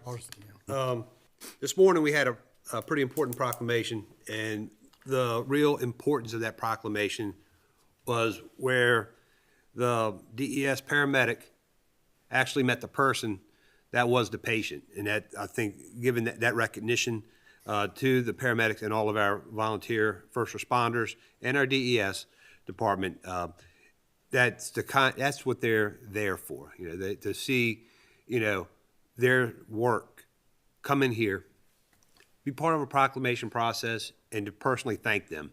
And we had a little bit of a discussion about this proclamation earlier this week or late last week with PIO. We weren't really sure how young Riley was going to react to all the attention and everything, because, you did see she was a young girl, but she took it like a champ, and it was awesome to be part of that. And that just speaks to volumes of how important all of our first responders are, and our need to keep up with supporting them in any way possible. Now, we did have 2 volunteer rescue squads come in asking for tax increase for the rescue tax, excuse me. Now, no one wants to hear the word tax increase, especially with budget session and the wonderful news our council just gave us about the state budget. But the alternative is much more dire. If we had to go to paid services for everything for this county, this little bit of sum that they are asking for these 2 departments is nothing. It wouldn't drop in the bucket. And I did ask about the vehicle replacement, because as you heard in the presentation, the costs have gone up so much for the apparatus, especially since 2020 and COVID, and they aren't going to back off anytime soon, I don't feel. So I do, like I said, I think it's very important for all of us to keep supporting them in any way, shape, or form. Go out to the fundraisers that the auxiliaries hold. It's great when the auxiliaries walk up to the officers, to the chief, and say, we have this much money. Ridge Rescue Squad, I think they did $40,000 to theirs, if I'm not mistaken, and 7th District Volunteer Rescue Squad Auxiliary had another huge amount that they gave to their department, and I'm sorry I don't have that off the top of my head. So just go out and hit those fundraisers, to help support your departments outside of what we have, for the fire rescue tax. like I said, legislation is in session right now. There's a couple of bills that I want to bring to people's attention. First is SB 292, which is cross-filed with House Bill 635. And this particularly affects law enforcement. It reduces the number of violations that can be a primary offense. So driving down the road with expired registration on your car, which I see a lot of every day, is not grounds to be pulled over unless it's, I'm just reading the text of the bill here, unless it's 4 months overdue. Well, I can assure you that there are some out there, I've seen some out there as far back as 2020. And here's the thing that really does a disservice to those of us who pay the now exorbitant vehicle registration fees, is those people are getting off scot-free, basically, while we get to bear the brunt of a $300 vehicle registration fee for a car. And I think this is idiotic legislation. I have texted our state senator, and Delegate Todd Morgan is on his committee today at 1 o'clock, and told them that in no uncertain terms that this bill needs to be lit on fire, then stomped out, and lit on fire again, and gotten taken care of. And the worst part about it is if I'm a deputy and I pull someone over for an expired registration that's inside that 4-month period, I would be in violation of this law, and then it would have to go to the Police Accountability Board. So you're going to put a black mark on this deputy or state trooper for doing their job, and I'm not a fan of giving bad guys a pass. So that's enough on that one. Another one, we are largely we're Democratic supermajority in Annapolis, and of course you want to hear everybody needs their voice heard, should have their voice heard. One particular bill that came up, House Bill 156, Fairness in Girls Sports Act, only written testimony was allowed for that one. No in-person testimony, and that is a complete disservice to everybody. Republican, Democrat, Independent, Green, whatever. That is a disservice not have your voice heard by your duly elected representatives. And I find that behavior unconscionable. Tri-County Council. I was installed as a chairman of that last Thursday. I spoke with the Deputy Secretary of Commerce about some issues that we face down here in Southern Maryland.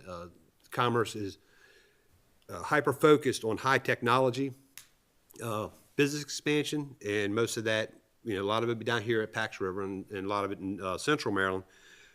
But I also reminded him that there are economic opportunities available outside of these high-tech industries, and that he needs to remain cognizant of that. So I will be a bug in his ear over my next year as the chairman of that committee to make sure that he does give due diligence to the non-tech side of economic development, which I think far more people are employed in. And finally, it's sad to see my Commanders in their magical run on Sunday, but I have hope for the future. We are well beyond where we should have been. We were a 4-win team last year, and to get to where we got to is amazing. It just goes to show what good leadership and good chemistry does for any organization. And with that, I will leave it. Everybody have a great rest of the week. Thank you. Mr. Colvin. Very good. Well, a couple of life updates. First off, I just want to thank everybody for the overwhelming support and kindness after the death of my father. Our whole family's been overwhelmed and very appreciative, and we thank you all very much. But also, exciting news for my family. Wasn't at the last meeting, so I didn't get to share this. But over the Christmas break, we adopted 2 new kittens from our St. Mary's County Animal Shelter, brother and sister, and we've since changed their names to Zoe and Sassafras, and it's like having a new baby in the house, and it's quite humorous most of the time and terrifying at other times, but it's all good. Over the weekend, Ridge Volunteer Fire Department installation of officers and awards banquet. It was a wonderful time. They did such a great job, and it was an honor for us to be there. So we thank them for that. Also, I was able to attend the Habitat for Humanity house dedication service, and it feels really special because we were able to be there for the groundbreaking service, or when they broke ground for that house, and to see it completed now, and all of the community support and partners in the community that go into making that possible. And I have to commend our PIO for a wonderful proclamation that we were able to read to the new homeowner, which brought her to tears. So it was an emotional day. It was a good day and an exciting day for them and their family. So thank you to Habitat for Humanity for all that you do in our community. Quick note, side note, we referenced it earlier this morning too, but we are aware of the smoke situation in Hollywood. There's been some concern that the commissioners have been silent about it. We are very much aware of it. County government's working closely with the health department and with the Hollywood Volunteer Fire Department. Hopefully we'll be able to get a solution and make life a little bit better.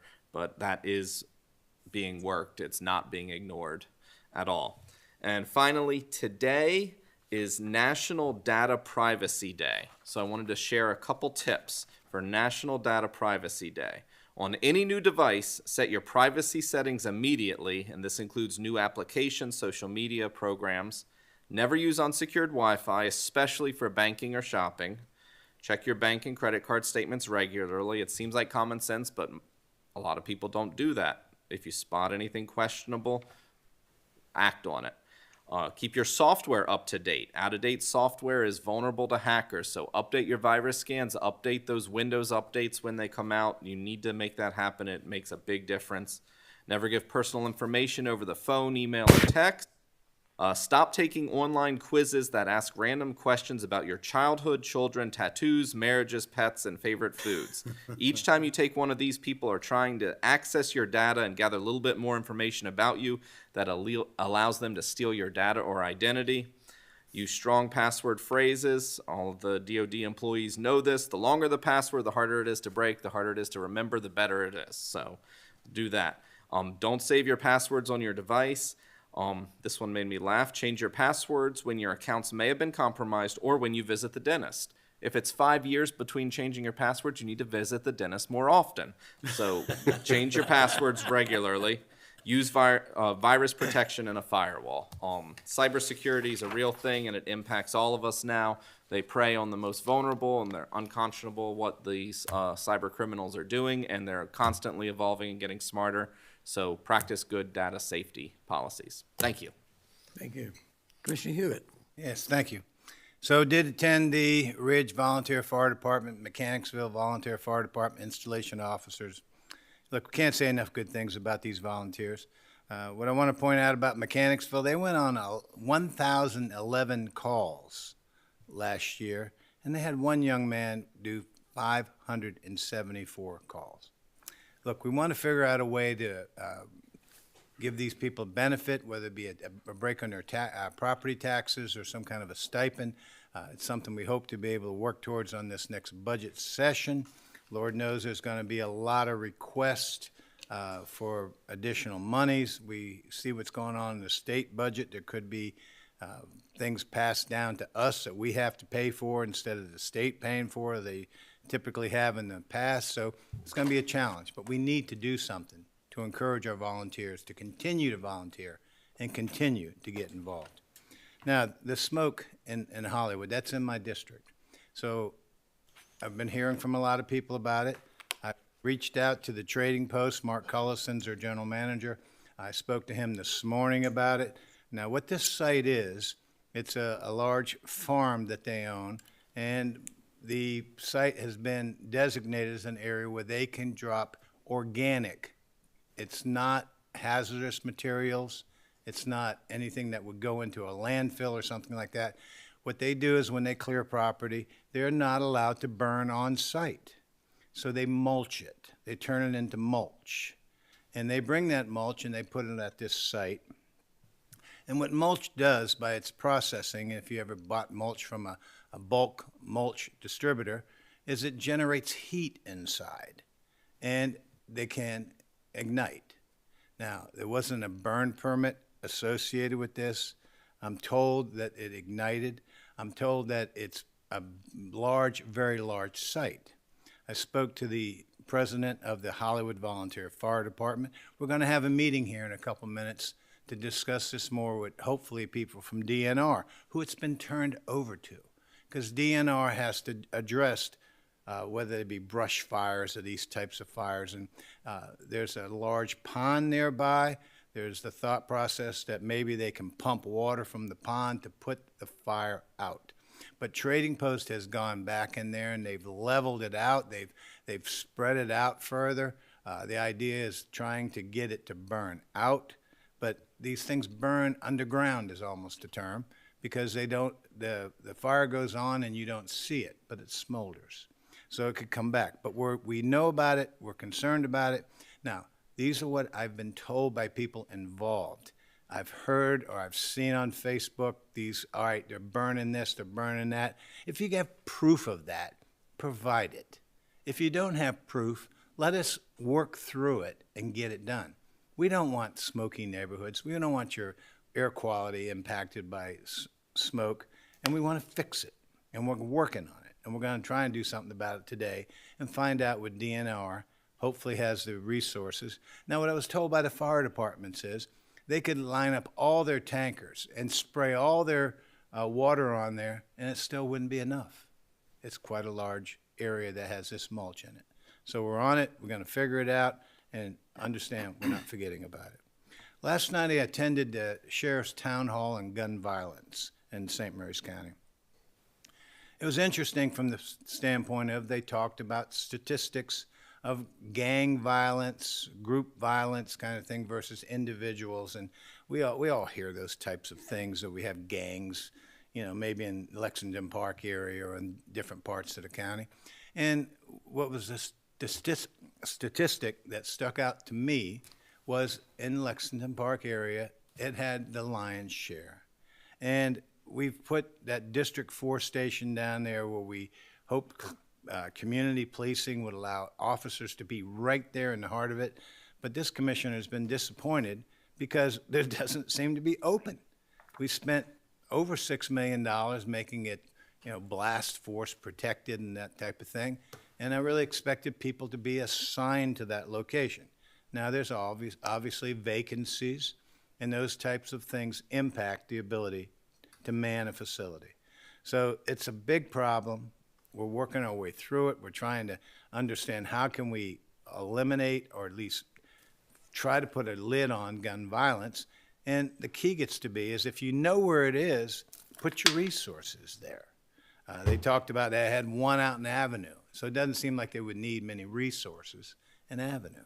But the key gets to be is putting resources to where the problem is. We also talked about bond ratings, these types of things. That's a topic for another day. But I would wish the state delegation, we were told that they would let the commissioners solve our own issues, that we would ask them for authority, which we're required to do, and that they would grant it to us. Look, we got a AAA bond rating. If we weren't doing things the right way, we wouldn't get increases in our bond ratings. It's the first ever AAA. We also, because of the increased values in real estate values, our assessable base has increased almost $4 billion over the past 10 years. We continually get increases in property tax and income tax every year. We are in good shape. I could see it if our income was stagnant or had something going down, but it's not. It's going to increase. All you have to do is look across this county and see what's happening economically, whether it be Charlotte Hall, whether it be Lexington Park with the redevelopment of Millicent Plaza, or around the California area where things are popping up left and right. Again, let the county run the county's issues, and I think we're doing a good job. Thank you. Thank you, Commissioners. Like I said, I also attended the Ridge Volunteer Fire Department, sort of home territory. I'm glad that 4 of the commissioners were there for their installation of officers and dinner and everything, so very nicely done. Met some old-time people that I'd worked with many, many years ago, so that was all good. And also the Leonardtown Rescue Squad, once again, thank you very much for everything you do. I know we had to approve additional increase, and it's the way it is. Things have increased quite a bit in the last 4 or 5 years. Also had the opportunity to go to the Arc of Southern Maryland for their new office opening down there south of Gate 2 on 235. There's two large that were both, I say contract facilities, and they now have got one of the buildings, the one to the left, and very nicely done, great job, and I look forward to greater things from them. And to those who operate that, thank you so much for helping out not only the young people that need help, but also they help the families out that have to take care of these young people and provide them additional assistance as needed. So very nicely done. And I'd like to too also address the bond rating. I'm sort of disappointed in our delegation that we're not getting better support from them. I think we have done a great job, at least the 10 years that I've been here, to monitor our finances and do a great job. We've got some very huge projects coming up. That's the sheriff's office. We might say he's been in temporary quarters since 1998, I think it was. We put him over in a building and said, this will be temporary. That was 1998. We've well outgrown that. The county has grown. We have other offices in our own county government that need spaces too. So we're looking to, once he moves out of that building he's in now, we'll probably quickly fill that back up with our own people. So these are things that need to be done. We have some large school projects, Shopton County High School being the largest. And this bonding we've asked for, most of it's going to be absorbed by those two projects alone. And I don't understand why they can't see that. They keep looking at our fund balance, and unfortunately, that's why we got a good rating, first time ever, a AAA bond rating, because we've done a good job of managing our budget, and we've done a good job with this fund balance is important. Matter of fact, according to the agency, we should have twice as much in that fund. But hey, we don't think we need that. But with that alone, that gives us the quality rating that we did get. And that means we'll save millions in future bond sales because of this rating. And so we need to protect that. And I don't understand why our delegation can't see that. But if they need to talk to me or any of us, I wish they'd come on down and talk to us about it, because it's important that we manage our budget, and we're doing a very good job.